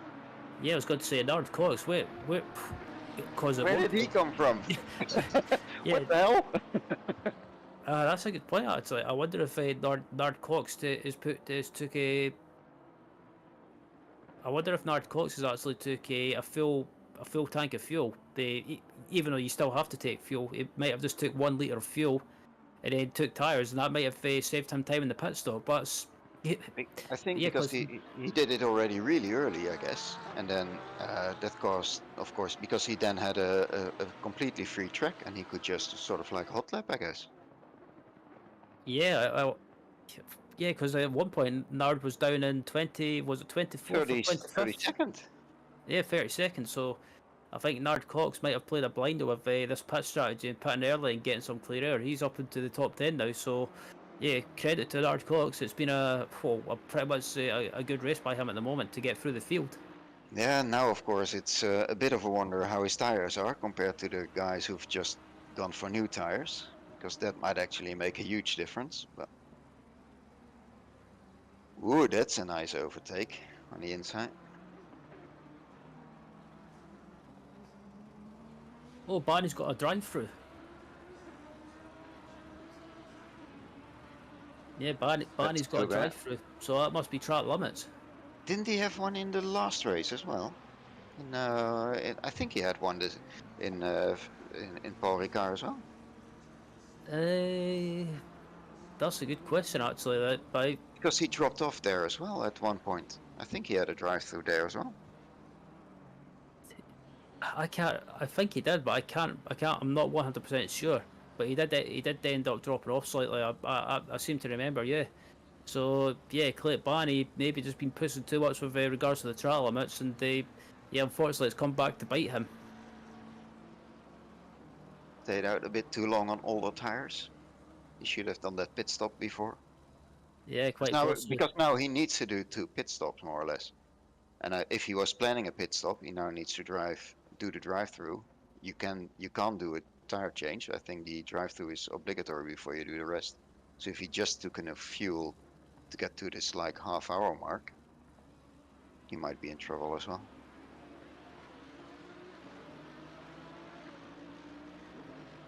Yep, and yeah, if I was Clay, I would.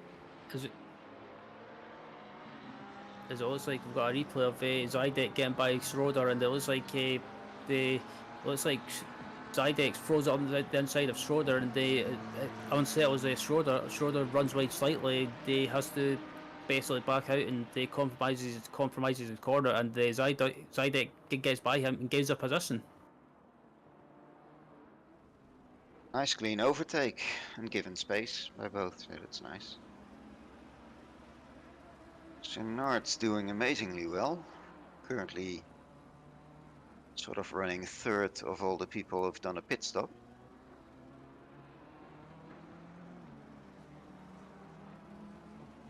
Okay, so Nick Vargas apparently has a drive-through as well. But that's a bit off screen. So, yeah, Nick in 25th place, having a drive-through. Yep. So it's yeah, the track limits at the COTA are starting to basically, yeah, some drivers starting to be caught out now, and just maybe just pushing that a little bit, just maybe pushing a bit too much, and they trying to maximise the track as much as possible. But unfortunately, if you run too wide in some places, even over the curbs, the exit curbs, yeah, pretty much they can come and bite you. And unfortunately, some drivers are starting to find that out. And as we look at Rayner down in 18th at the moment, doing well in the semi-pro class as well. Right behind Oliver Anderson. So yeah, this is looks like a battle that's about to shape up. And not too far behind, you've got Miro as well. Well, if Oliver is staying in the position he is now, and Andy King pit stop will probably take as long, so he will drop back quite a bit, then Oliver is now in third position for the semi-pros, which is unfortunately for Boss's mum, Boss is on position 28 at the moment and not doing that great.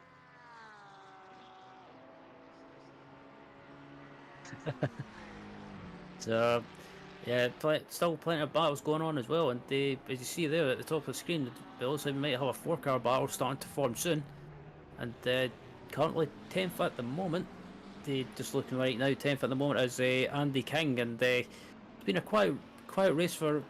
No, sorry, that's yeah, Andy King. Sorry, it's been a quiet race for him, but seems to be having a decent race at the moment, and yeah, plenty of the drivers that have had a quiet race, but having a good race close to the top 10.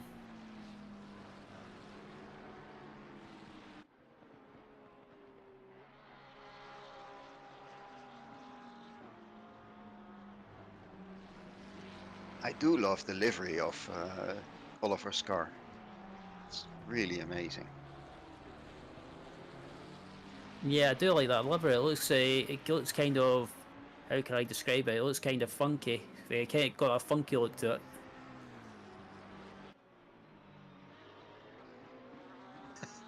As yeah, we just got told we might not be able to not be able to look at it. So yeah, it still looks good either way, and it's still getting kind of getting plenty of airtime. So as you see there.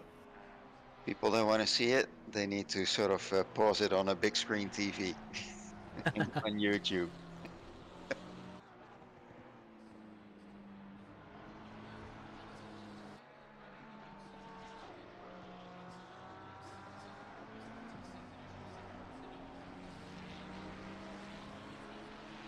There's this battle still going on now, heading down to the hairpin, and yeah, this battle is for fifth and sixth in the semi-pro class.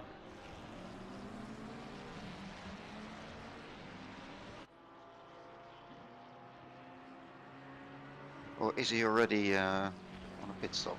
I don't think so, right? No, yeah, these guys have already made a pit stop, so they're this is pretty much a battle to the finish.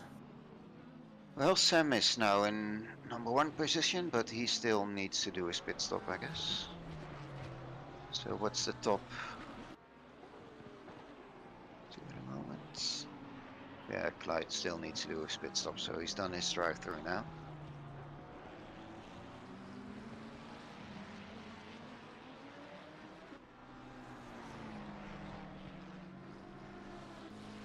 Yep, so I think when Sam makes his pit stop, he should.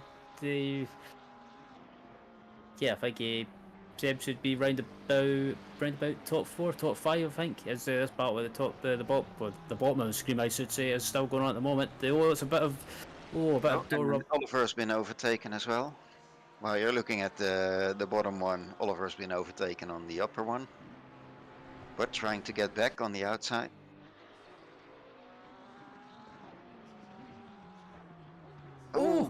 Oh, there's been a big incident in the heading through the S's. That was a big incident there. That was who was that? That was Regan Mitchell. Regan Mitchell pretty much got barged into the wall. Did he get a punt? Uh, I didn't see it. It looked like if he can get a possible replay, but I think it looked like Regan Mitchell pretty much just had the side-to-side contact.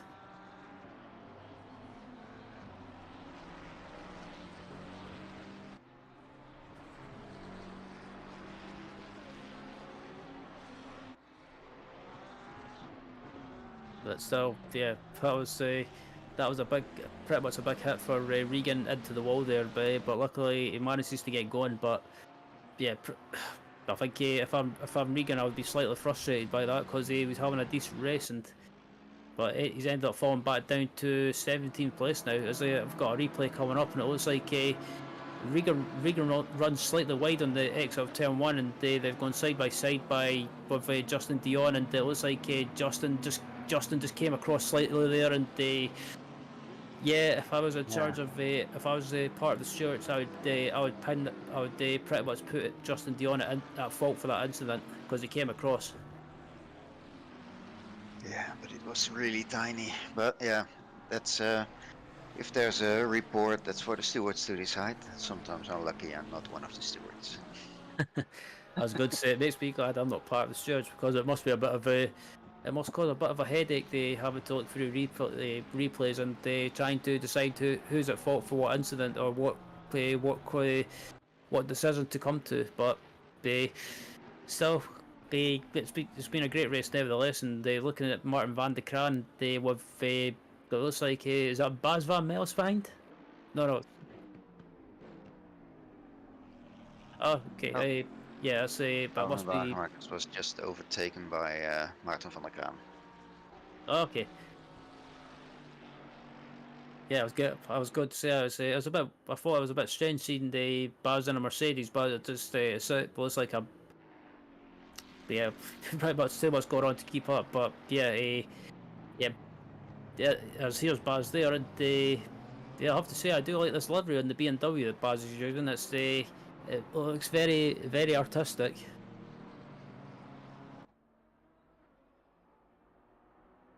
And it looks like it's John Gray behind him as well. As it looks like we've had another drive-through. It's Timo Zygdek in 20th has got a drive-through for track limits.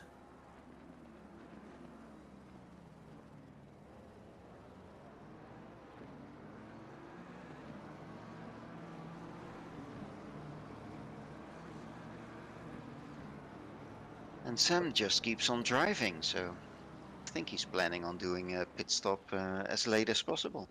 Sam Spankeling. Yeah, I've got a feeling that Sam could be doing a splash and dash. I've just got a feeling about it. Yeah, I don't think there's any. It would. No. I think when Sam makes his pit stop, I believe he'll probably come out around about maybe P5, P6. That's my guess anyway. I'm not quite sure if you do a splash and dash what time you need for the pit stop. I haven't tried it. Is that like a 9-second pit stop or so if you do like 5 liters or? 5 liters, I think. Yeah, that sounds about maybe 8 or 9 seconds. So 8 or 9 seconds, that would probably bring him out in probably the top, maybe P5 or P6. or maybe even if it's a really quick pit lane entry and pit lane exit, I think it could be even P4 possibly. As yeah, I think it will be P4 because Andrew Richardson obviously still needs to make his pit stop, and also Clayton Barney still needs to make his pit stop as well.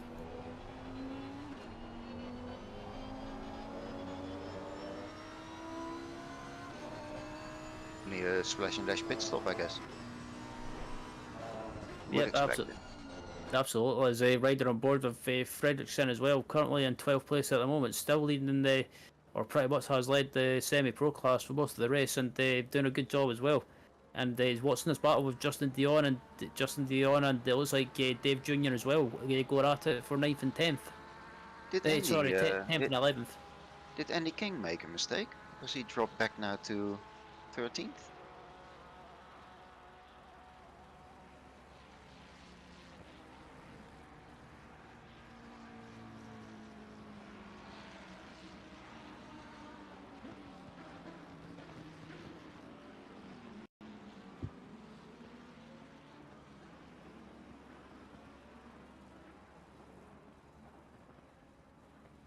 Yeah, there's still probably about let me check, 1, 2, 3, 4, about 4 or 5 drivers still need to make their pit stop. So I think most drivers are probably planning on just doing a splash and dash. As I say, it looks like Fredriksson's about to make a move up the inside of Dave Jr. for 11th place and into the final corner. And yeah, a great move by Fredriksson. That was a nice clean move. Also well done by Dave. Is that he just gives him the space, thinking, okay, he's quicker, just let him go, not fight it too much.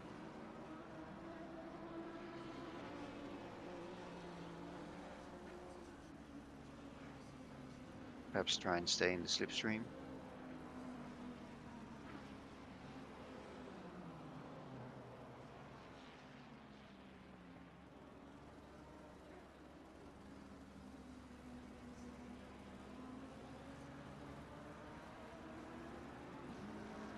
So, yep, Fredriksson starting to close up pull away from Dave Jr. and yeah, it's been a great race by the Terzi as well.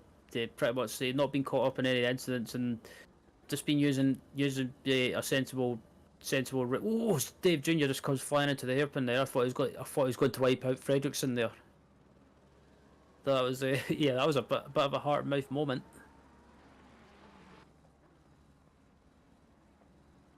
So I'm just looking at the lap times at the moment, and then I think Patrick Söderqvist and Will Casson, those are the guys that are actually still driving in the 205s.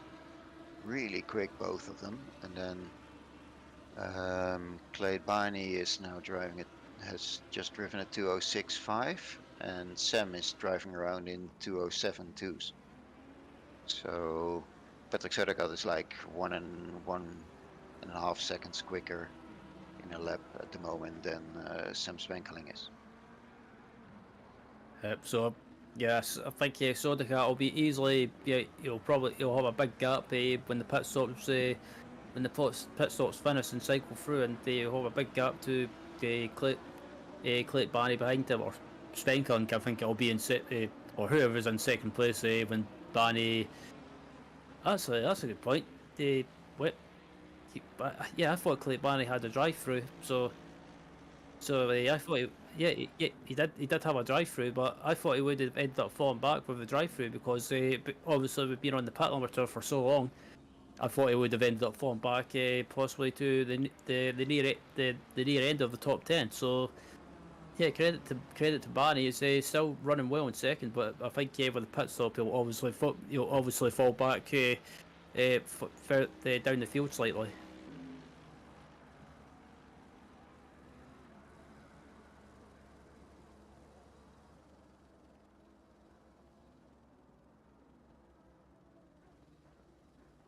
It's also good to see there are still so many battles going on. Good fun. Yeah, absolutely. I think still some great battles going on as well. which is great to see, because normally if the field gets spread out around the COTA, there's always it does seem to go a bit quiet sometimes. But credit to these drivers, they've put on a great performance, and some good battling as well. It looks like it looks like Nard Cox went wide off the track as well, and onto the marbles.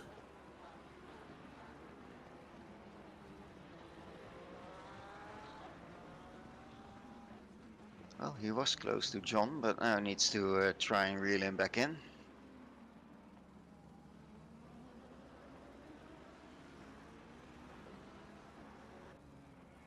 Yeah, I think that was a good thing that Nard decided to run wide slightly, because he could have ran into the back of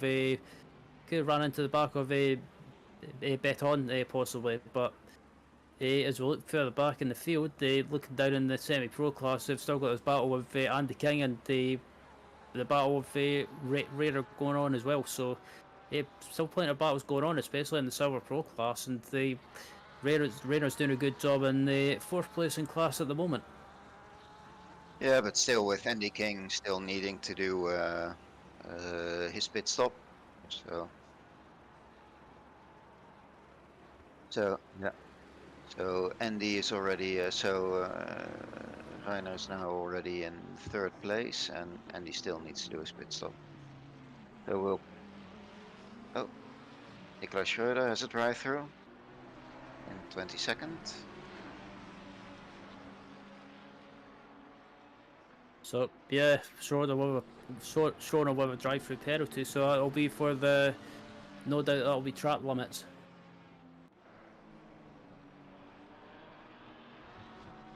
I must say, I'm quite surprised at how many pros are sort of in the backfield compared to the. There's a huge chunk of semi-pros that are actually in front of quite a few pros as well, which is surprising.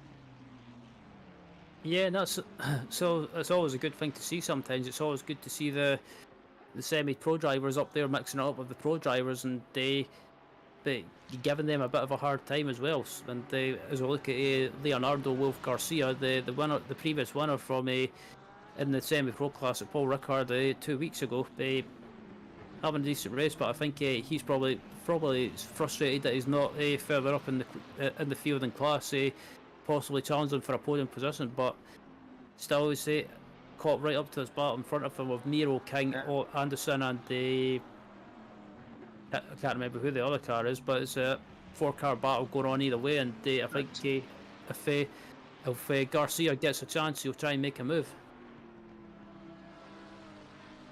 Yeah, especially if he's trying to get sort of a better result for the standings.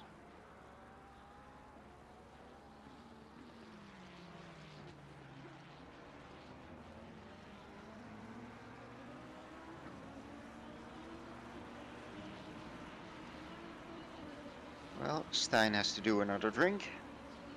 Good luck, Stein. It looks like Garcia's trying to make a move into turn 1, but Miro defends the inside, and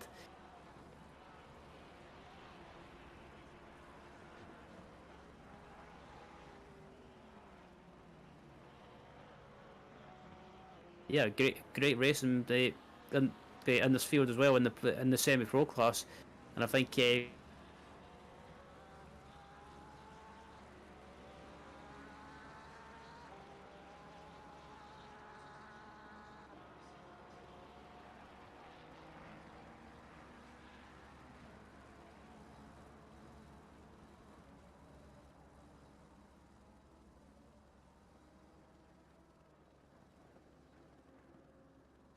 let's look at Garcia, and Garcia just misses the apex ever so slightly, and compromises his exit. But with just under 10 minutes left in this race, it's I have to say, Frank, this race is actually flew by really quickly.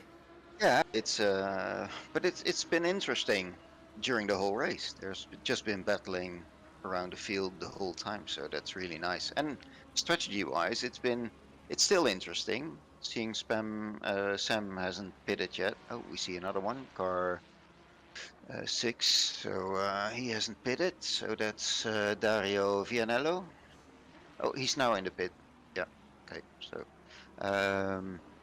and of course, Nard Cox on 9th place at the moment. So that's quite a surprise coming from so far back. So he's done an excellent job actually to get back into the race. Yeah, absolutely. And excuse me. Is yeah, so we've got someone in the pits now from P6. It looks like it's Vianello into the pits now. So yeah, making his pit stop, and yeah, his pit stop's pretty much over and done.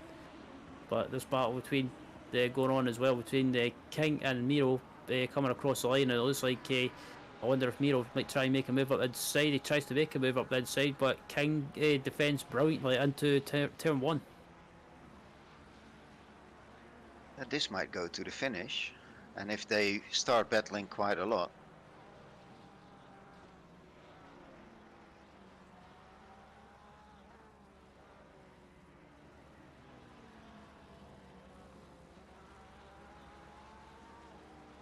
As he closes. Oh, nope, he doesn't. Someone's off in the background. That looks like Yeah, it that's is Leonardo.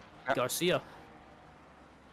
So I wonder if oh, and Regan Mitchell's got a drive through as well. But so what turned out to be a good first half of the race for Regan is pretty much turned to disaster with pretty much 7 minutes left in this race as Miro tries to make a move up the inside, and sorry, that's King making a move up. That's Miro, sorry. Yep, Miro making a move. So there's so much going on. It's it's hard to keep up.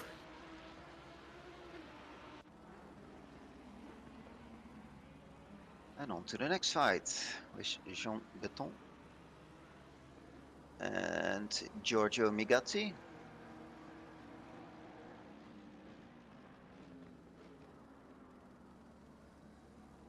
So this is for place number 6. Indeed, so Excellent to see the Honda there. Yeah, I was going to say it's good to see the it's good to see the Honda up there doing well.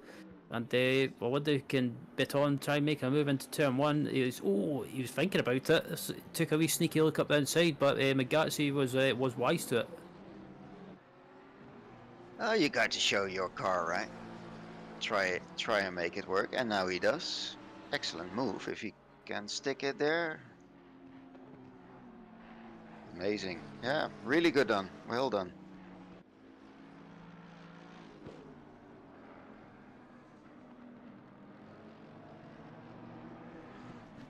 And then you have to try and keep some speed going up here.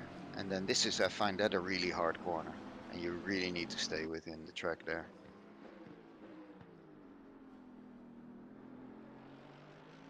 And immediately manages to pull a small gap as well. So well done by John. So Sam still has and Clyde, they both have now 5 minutes left to do a pit stop. So they should do that within like the next 2 laps, I guess. Yep, I believe so. So Spenkelink should be in at the end of this lap, or if not the end of this lap, should be the next one. So same with Barney, and also same with Andrew Richardson. So, but Richardson, Andrew Richardson's been known for pitting towards the end of the race and trying to leave as late as possible. So Andrew Richardson might actually benefit from this. But I think with Spenkelink as well, I think Spenkelink will just be a pretty much well, I'm guessing around about 5 litres of fuel, so maybe even less possibly if he's putting in the last couple of minutes. But yeah, I think Spenkelink putting late as possible, it might work out for him as well. Barney, obviously, with his drive-through penalty, he might end up falling back for possibly to the rear end of the top 10. But we'll need to wait and see. But as Beton comes across the line heading into turn 1, and yeah, starting to pull away from Migazzi behind him. So yeah, Beton actually doing a good job with the Honda, and it's good to see a Honda up there. I think Beton's the only Honda in the field. Yeah, I thought so as well. Yeah. But looking at this, you would think, well, maybe next season someone will pick it as well.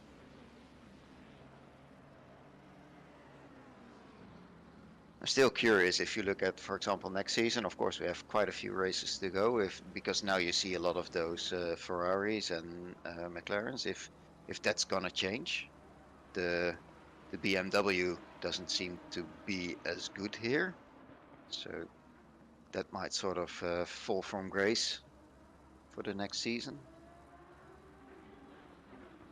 Indeed, is it further back as well? We're looking at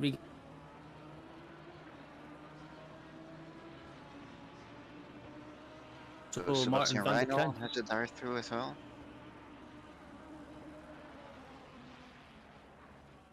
As Sam's in the pits now, so making his pit stop in the last couple of minutes, like I predicted. And I think it'll just be just a splash of fuel for him. And I think Clint Barney should be in the pits at the end of the next lap, I believe, or the end of this lap, sorry. So, some drivers leaving it as late as possible, and I'm just looking now as well. And Andy Ken has not made his pit stop either, down in 16th. So I think he might be leaving as late as possible as well.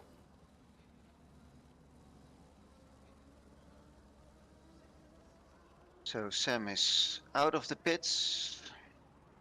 Richardson's in as well. Clyde's still going strong. Ooh!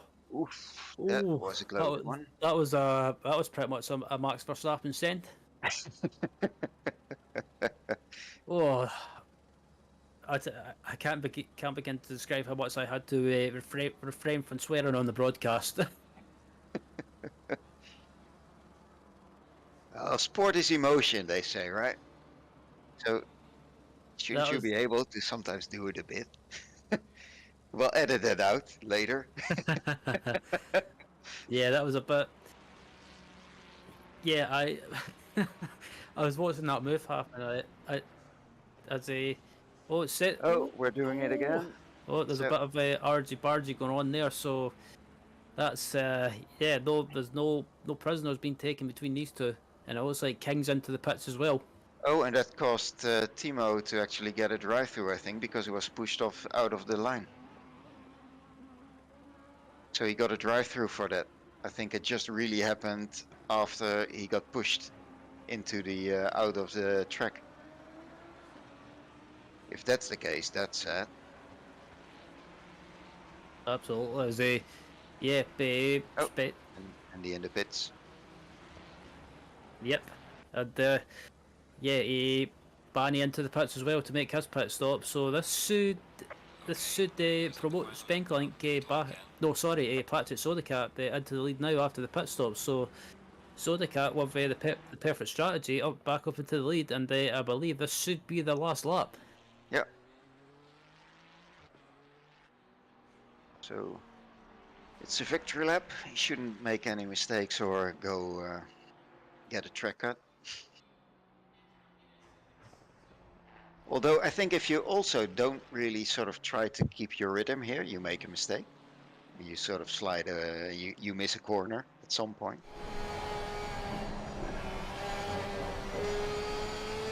Well, Final lap battle between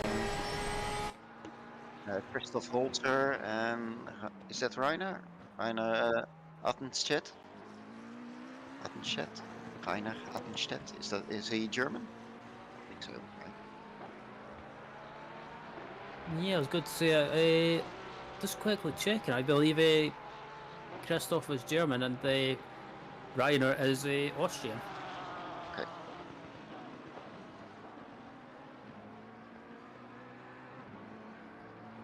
Nice one. Kept it there. Still, good drive from the Porsche, I think, as well. Indeed. I mean, we have Justin in the Mercedes doing really well.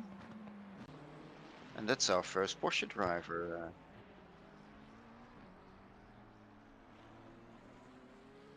As we're just watching the leader, Patrick Sodecat, coming around the final few corners, and yeah, to just about complete the final lap. But this battle's still going on for 11th and 12th, and Yeah, I think this will pretty much go down to the last quarter. But as we look at Patrick Sodica at the bottom of the screen coming down to the final corner, and it's pretty much this will be a redemption victory for Patrick, because he had a disaster at Paul Ricard, and he comes across the line to win the race, and Patrick Sodica to take his first win of the season.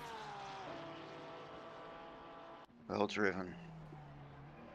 So Will actually did a really good job as well.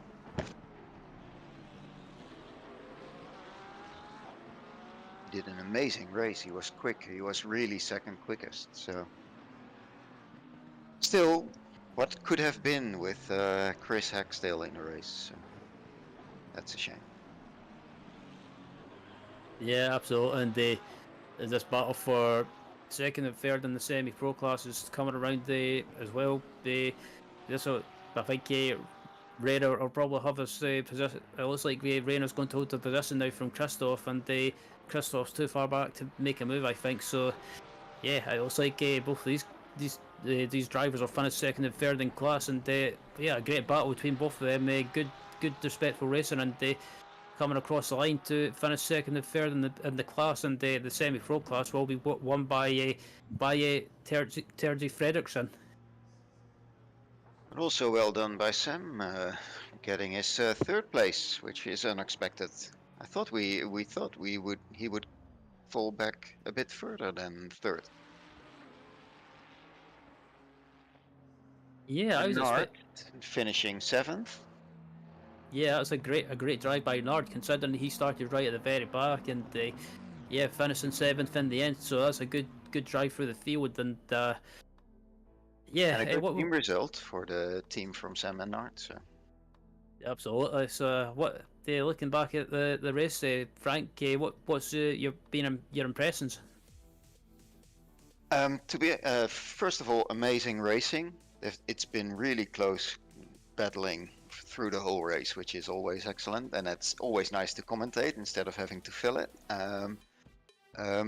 Amazed actually how little drive-throughs there were compared to what I expect for next week in Tier 2. That's going to be well, we all have less control, so that's going to be harder. But yeah, awesome race. Unexpected comeback by Nard, to be honest. I found it an amazing drive, but how quick Patrick Söderkaart was, that's amazing. He's been, I think, almost the whole race within the 2:05s.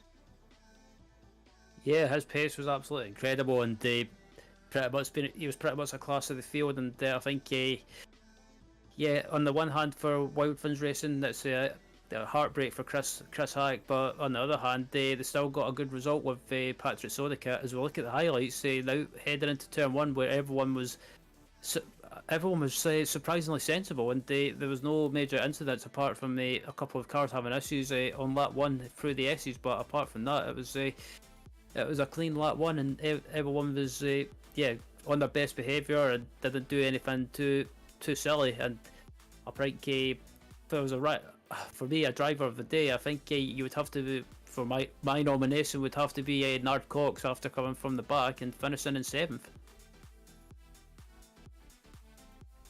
As we've got Patrick Söderkaart in the interview waiting room, and I'll be interested to chat to him about his race and basically how he got on, and get his reaction about what happened to Chris as well, and we'll have a word with him now.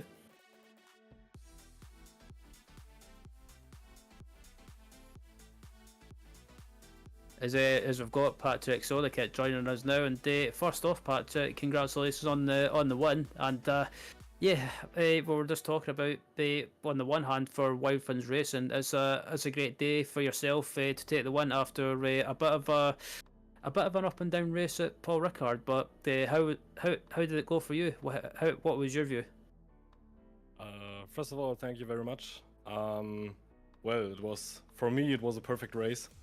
I nearly spun the car right after the start in turn one. I don't know what I did there. There was like a little bump, and that was a little bit of a heart attack moment. But no, the race was perfect for me. very, very sad for Chris that he had the power cut. Yeah, that's think, something we were asked by Richard Pixley to ask you in the interview. How much did Patrick pay to cut Chris's power? That was the conspiracy theory that we had going on during the during the broadcast. Sorry. Yes, no, not at all, of course. I mean, who would do that? Nah, not you. No, it was just mentioning because Patrick, your pace was I think compared to the others, you were just driving almost the whole race in the 205s, I think, which we didn't see for anybody else. So, congrats, that's amazing pace. Thank you, thanks a lot. Yeah, I think most of the others went with a full tank and didn't change tires. And I basically went for not even half a tank. I think I went with 57 liters and tire change and a pretty aggressive setup, so I could just basically hot lap all the time. Oh, yeah. And then being in front, that helps, right? Yeah, absolutely. Did you have any problems with back markers, or was it okay? No, not at all. Most of them pretty much went out of the way immediately, and if not, they left enough room, so there was no problems at all. And looking ahead to the rest of the season, Patrick. It's maybe a bit early to ask, but have you got your mind on the championship, or is it just basically, take it race by race and just whatever happens? I have to admit, after my P4 last time, I definitely wanted to get this race. So yeah, I do want to go for the championship, yes.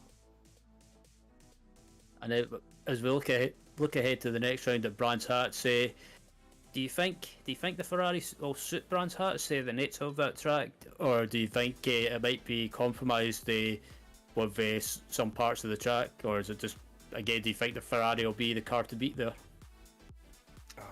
Very good question. I've only driven the old Ferrari at Brands Hatch, and that one was pretty good.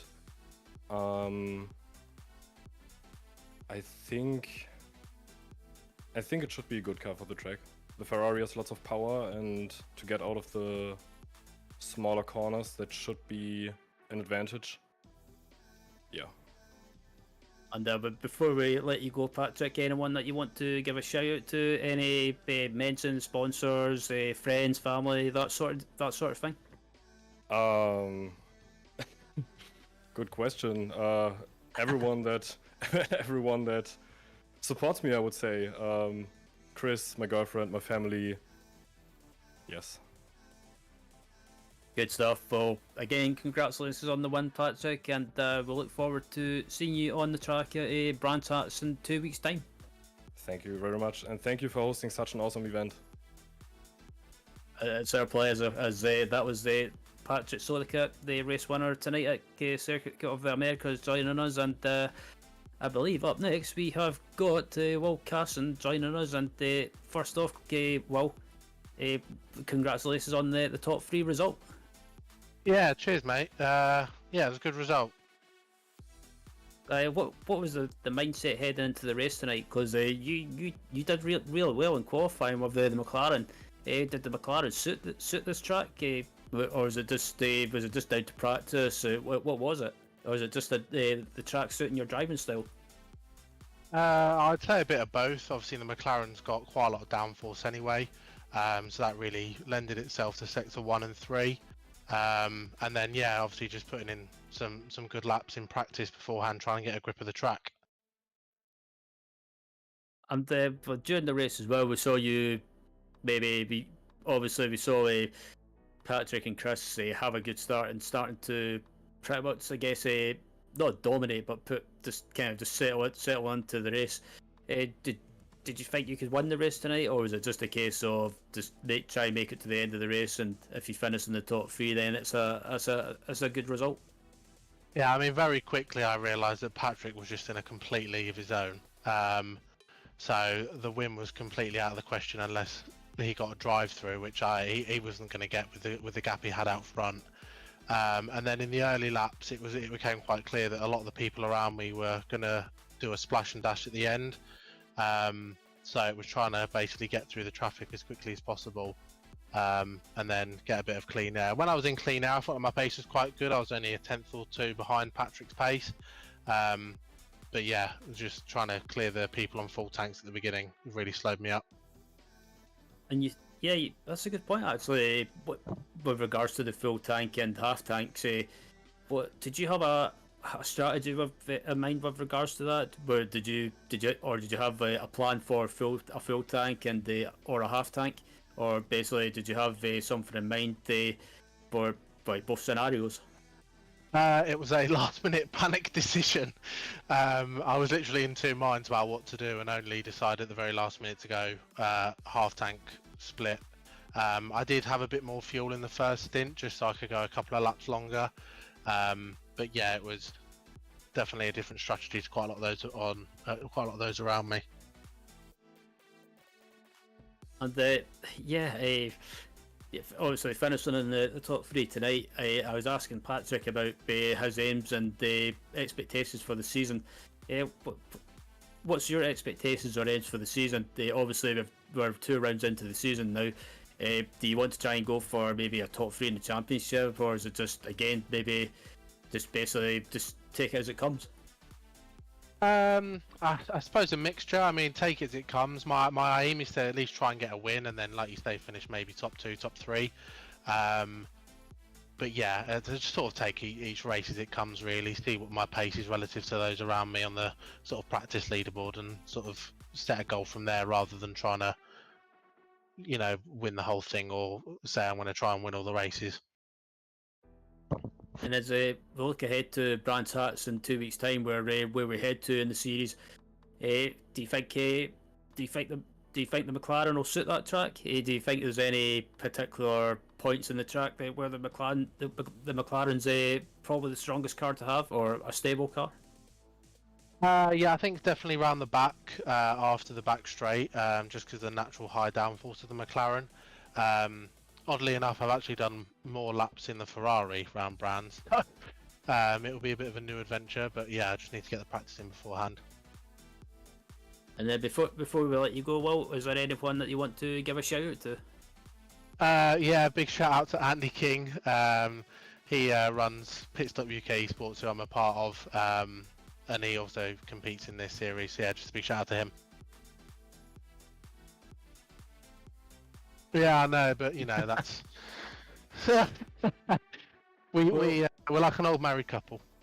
Hi. Well, congratulations on the top 3 result, Will. We look forward to seeing you on track at Brands Hatch. Kind of a home track for you, I guess. Look forward to seeing you on track, and best of luck. Yeah, cheers, gents. As that was second place finisher Will Carson joining us, and we've got third place finisher Sven Spenkling joining us, and I have to say, Sven, congratulations on the top 3 result, and that was I was watching to see what sort of strategy you were going to do, if you were going to pit halfway through the race or pit towards the end. What made you decide to go with a long run and do a splash and dash? Yeah, it was mostly that I noticed that really I didn't have the pace here to compete with the fast guys, so I was like, okay, let's just do a steady pace, keep the tires alive, focus on not getting track limits, and see where that brings us. And that went quite well for just the lapping. Like, I didn't get any track limits. I got 1 track limit, like 3/4 in, but no track limits other than that, so that was quite safe, and I could keep a consistent pace on the tires, just watching the tires, driving with a bit higher TC than I would normally do. So yeah, that was quite okay. Unfortunately, messed up the pit stop at the end, so I lost like 7 seconds in the pits with ACC not putting you up to jacks if you don't hit your mark, which in the end costed me P2, which was a shame, but other than that, at the start of the race I would have signed for P3, so that's good.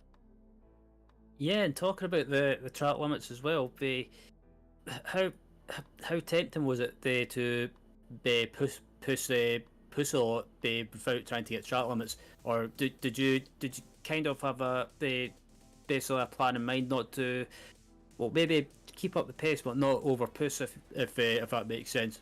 Basically keep up the pace but not, just make sure not to get any off tracks.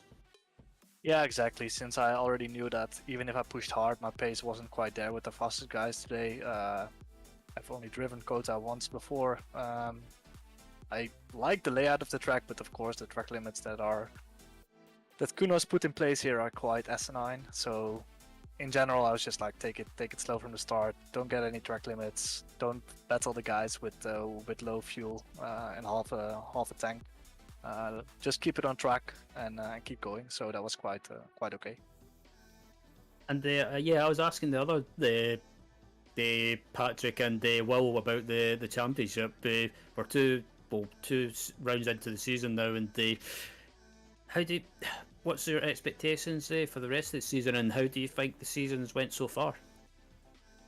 Yeah, it went okay so far. I mean, 3 times P3 or 2 times P3 is quite okay start of the season. I think I did waste 2 P2s in both races last time round. Of course, I messed up the last lap, or the second to last lap, and let someone through. And today the pit stop, and also, yeah, the start of the race wasn't great with the faster guys kind of barging through, forcing me off the track, giving me some damage. So I think, yeah, it could have been better, but all in all, it's not too bad. As we head to Brands Hatch in 2 weeks' time, do you think the Lambo will suit that track, or do you think it might be hindered slightly? Yeah, I think the weak point of the Lambo is definitely the top speed. I was really struggling on the straights versus some other cars. Branch Hatch doesn't have that many long straights, so maybe it will work better there. We'll have to see. Usually it's quite an okay track for me, I know it well, but overtaking is quite hard, so it will be a lot about the qualification. So we'll see where the Wiener comparison show in front of the race ends up like, because that will probably decide a lot for the race itself. And before we let you go, Sam, anyone that you want to give a shout out or thank you to, the floor is yours. Yeah, I think kudos to my teammate Nart, who was had a quali band today and did an amazing race from all the way in the back to, I think, like P7 or something. Yeah. So yeah, he did a really stellar job. So well done to him. He was thinking about not trying and just fighting everyone for fun, but in the end he went for position, and I think he did a great job.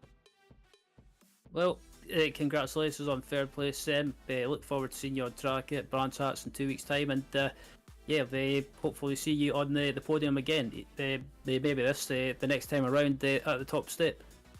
Yeah, let's hope so. And as always, guys, thanks for the commentary. I'll be sure to watch it back, but it's always great, so keep it up. So that was Sam Svenkelink, third place finisher, joining us now. And up next, we have got the semi-pro class winner joining us now, Terje Andre Fredriksson. First off, Terje, apologies if I butchered your first name. I'm not very good at pronouncing names, but congratulations on the win. Everything went as smoothly as it could be, and yeah, you pronounced it very good for a starter. So good kudos there. Thank you. Yeah, how was that race for you? Obviously, you were further back in the field, just outside the top 10, I believe. But yeah, for most of the race, you were leading the semi-pro class, and it looked like you were more than happy to just sit wherever you were and on the track, just not do anything too silly. Yeah, that's exactly the plan there was. I was just trying to settle myself in and check where the pace was, and I found a good spot to be behind a car. I think there was a Lambo in front of me, which I was following for quite a while, and just try to stay out of trouble, and everything went smoothly, and I was not able to get so many track limits. I just had one after like 35 minutes. I mean, no. That's wrong. It's around 1 hour. I had 1 or 2 track limits, so I had limited trouble, but everything went as smoothly as it could be, and I'm glad for that. Yeah, I mean, you had a great race, and any time I watched you, you were in a battle, but you weren't. Just watching the body language, you looked like you didn't want to. You were more than happy to sit where you were. You weren't too eager or overexcited to get by, and I think it's like I was saying to Frank in the broadcast. It's always good to. Sometimes it's always better to sit where you are and just play the long game and maybe just finish and pick up the points. And you won the semi-pro class. It's not not an overall win, but it's still a great result at the end of the day, and it helps you in the semi-pro class championship. Yeah, of course. That's I want to be up there and fight, and unfortunately the first race at Polo Ricard didn't go so well, so I had something to achieve or something to prove. I would try to, as you said, try to keep myself out of trouble and just follow the cars in front of me, and everything went as good as it could be. And looking ahead to Brands Hatch, are you expected to? Are you aiming to take another Class 1? And do you think is Brands Hatch a track that you enjoy? I enjoy it, but I have something to work on there for sure. I think it suits me more than COTA, but I will try to see if I can improve some areas, and I don't know what else pace there is, so I just have to try my best and be prepared to Brands Hatch and hopefully have a good race there as well. Good stuff. Well, again, congratulations on the semi-pro class day 1 day tonight. Look forward to seeing you at Brands Hatch in 2 weeks' time, and hopefully we will see you on that top step again in the class. Thank you very much, and thanks for the commentating. It's always great to see after the race, so keep it up. Thank you for the kind words. As that was third Andre Fredriksson, semi-pro class winner, joining us, and I believe up next we have got Justin De Jong. Hello. Justin, you were in the thick of it tonight, and plenty of action going on everywhere. And first off, we need to get to that incident heading into the S's with Regan Mitchell. How was that from your perspective? We were. I looked back at the replay, but I'm not really sure. We were side by side, and I was of course a little bit lining up for the corner to the left side, and I don't know whose fault it was. I think it was just a bit unlucky. He steered in a little bit, and it was just a minor touch, but it didn't end well for him. And I feel sorry for that, of course, but I actually don't know really whose fault it is. I think that was the bump with Regan Mitchell. Yeah. I feel really sorry for him because he was quite fast and on pace and steady. So I actually definitely didn't want this to happen, but I don't know how it ended up with him, by the way. So did he hit the wall or did he stay alive? Yeah, he hit the wall, and then later he had a drive-through as well.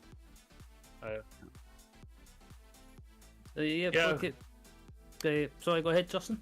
No, you can say your thing. So I really don't know what really happened there, from my perspective.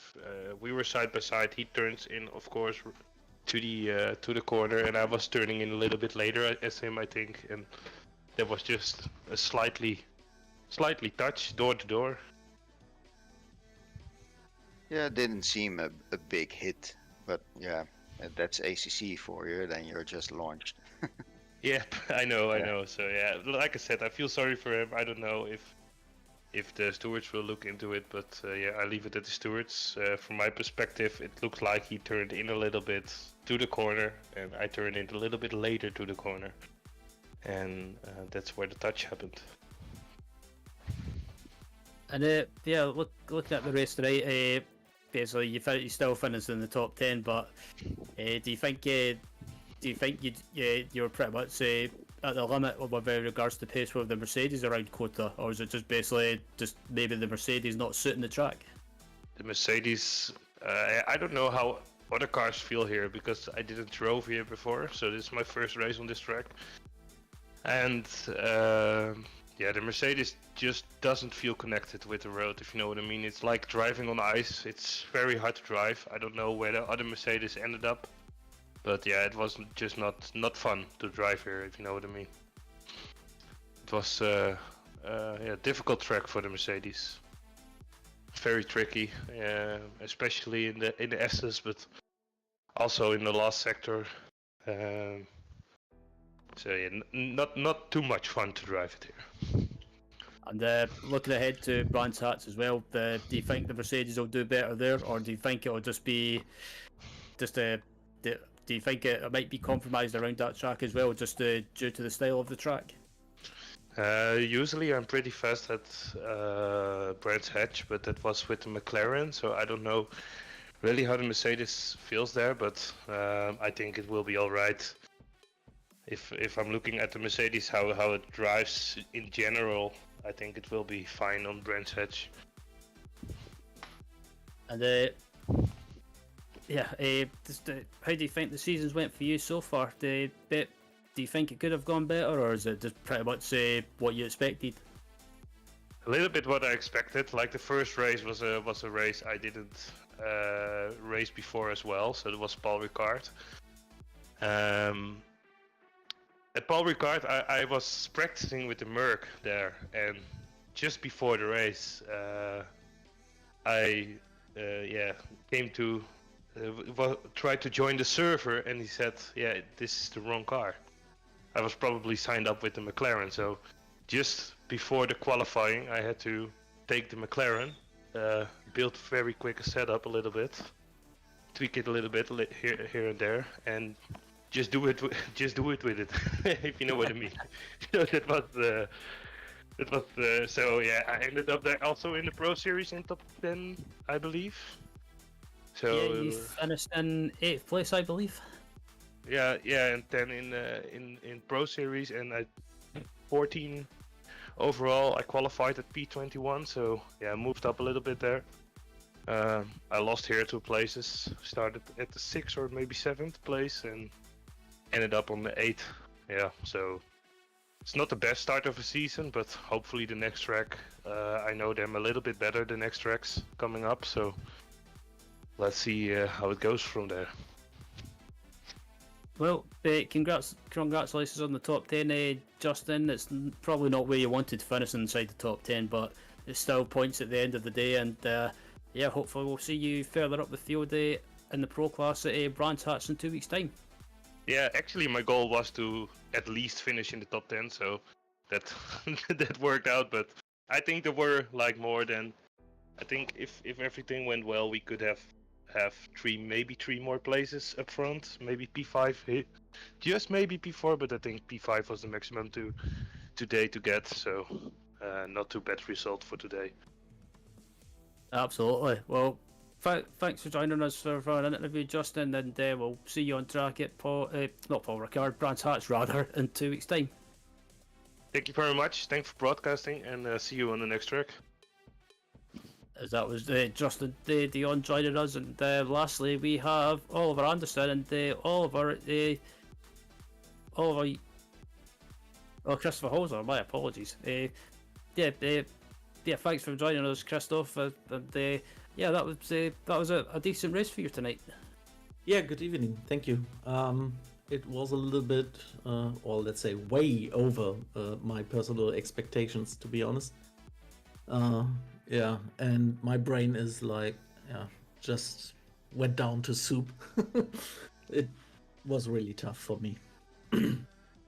Yeah. Yeah. I mean, any time I looked at you, you were in a battle most of the time, and at the end of the race, you come away with a top 3 result in class, and you must be real happy with that.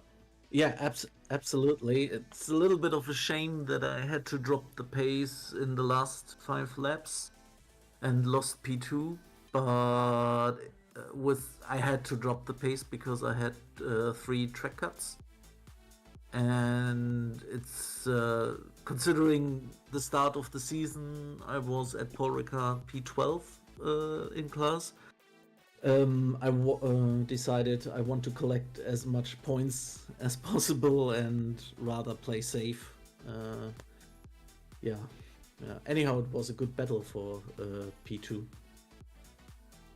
Absolutely, and basically, as well, ahead to Brands Hatch as well. Is it a track you've got much experience on? Do you enjoy it? I enjoy driving the track. I enjoy racing on this track, although it is a little bit difficult because of lack of space and so on.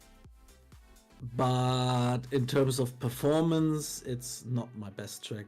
Basically, only 2 tracks on this season's calendar are tracks where I consider myself, or which are one of my stronger tracks, like Mount Panorama.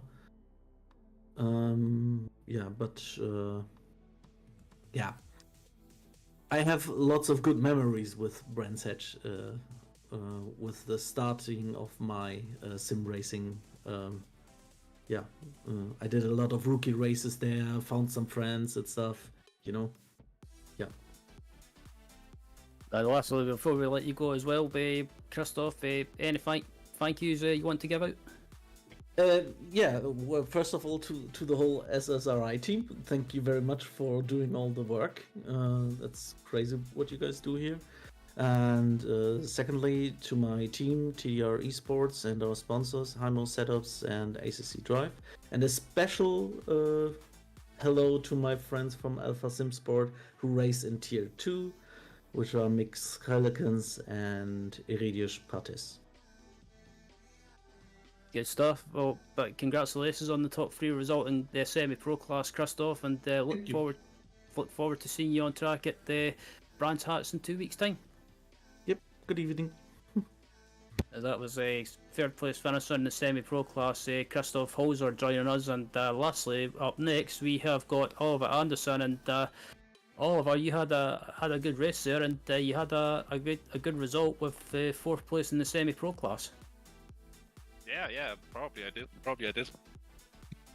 No, that wasn't even part of the goal. The goal was just beating Bas van Melis, which I obviously did hatedly this time, and all of his minion teammates for the first time. So I'm pretty happy about that. Though it was a little bit weird after the pit stops. It felt like I got out on old tires. I couldn't get them working after the pit stops. So I think that a podium in the class could have been on offer. And this one, if I could have gotten the tires to work after that, but I'll basically take anything at this point. Terrible race on Paul Ricard, and then a little bit of bounce back here. So the championship is definitely on once again. Yeah, and talking about the championship as well, the semi-pro class championship.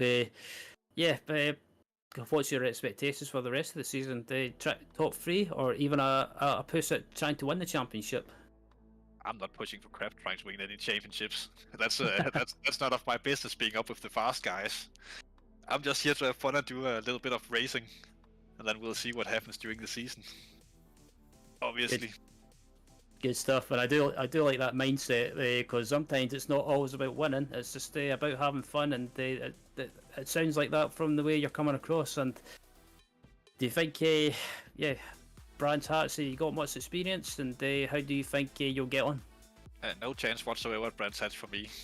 I might actually be the boss, and I might switch around, and he'll be further up the grid next time around, and I'll be all the way in the back. So that's going to be interesting to see how that pans out. A bit of practice might help a bit on my driving around Brands, but yeah, you know how it is. You never know when trying to predict racing 2 weeks in advance is not a good idea, especially not with GT3 cars. Yeah. Before this race, I talked to a lot of guys, and everyone said, "No, I hate COTA. COTA's gonna be bad for me." And everyone was trying to, "Oh no, I have no chance. Yeah, I can't drive the track and everything like that." I was thinking the same before the race, but after people were starting saying that, I was like, maybe I actually have a chance if everyone hates it as much as they say they do. It's the same for everyone, and obviously the free track cuts got taken up in this race after just 15 minutes. I bet you I'm not the only one who came over the finish line with free track cuts. Yeah, there was a few drivers that were close to the basically getting a drive-through. So I think some people backed off, but yeah, congratulations on 4th place in the semi-pro class, rather, Oliver, and we'll see you on track at Brands Hatch in 2 weeks' time. No, you won't. We will swap places for the next race and next week, where I'll be handling the commentary. Oh yeah. Stuff. Yeah. I'll be bothering people, and may God have mercy upon the souls of those who will watch that. You just want to go and talk about the Afghan-US situation. That's what you want to do. No, I never talk about that. That only happened once or twice. Oh, thanks for joining us for an interview, Oliver, and hopefully we'll see you up there in the results again in Tier 1 in 2 weeks' time. But we look forward to listening to you on the Tier 2 broadcast next week. What? Were you talking to me? Yeah. I just dropped my headset. Yeah, was it? So good. Basically, yeah, I have to say, Frank, there was plenty of good drives in the field tonight, and I think the rest of the season looks like it's going to be exciting to watch. Yeah, it's going to be very exciting. So I think with that, we can finish this broadcast, I'd say. Absolutely. As just before we wrap that up as well, if you're interested in any other series, next week is as Oliver was alluding to, that's the Tier 2 race at the COTA next week, and Frank will be racing in that, as he says. So yeah, if you want to watch Frank, watch the broadcast next week. As you see on the screen there, you've got the Tier 2 schedule, which is the same as Tier 1. And if you fancy some endurance stuff, we have got an endurance series currently running at the moment, and it's still, I believe the registrations are still open for that. So if you fancy getting a team together and racing in that, you can sign up. And as you see there is a schedule for the endurance series, and the next round for that is on the 17th of February at Valencia for a 6-hour race, and that should be a good one to watch, and it's a fun track. And apart from that, if you don't like, if you don't want to do an endurance series, you can do the 2.4 series as well. So as you see there, you've got the schedule for the 2.4 series: Barcelona, Bathurst, Zandvoort, Brands Hatch, and Imola. So you've got a bit of high speed and some technical tracks as well. And it should be, if you want to get into that, get signed up right away. But that's pretty much it from me, Frank, and Chris for tonight. Thanks for watching, and if you want to subscribe to the YouTube channel, just search up Simsport Racing International, and subscribe to the YouTube channel to be notified of future broadcasts and videos being uploaded. But that's it for now, and from me, Chris, and Frank, and take care, and good night.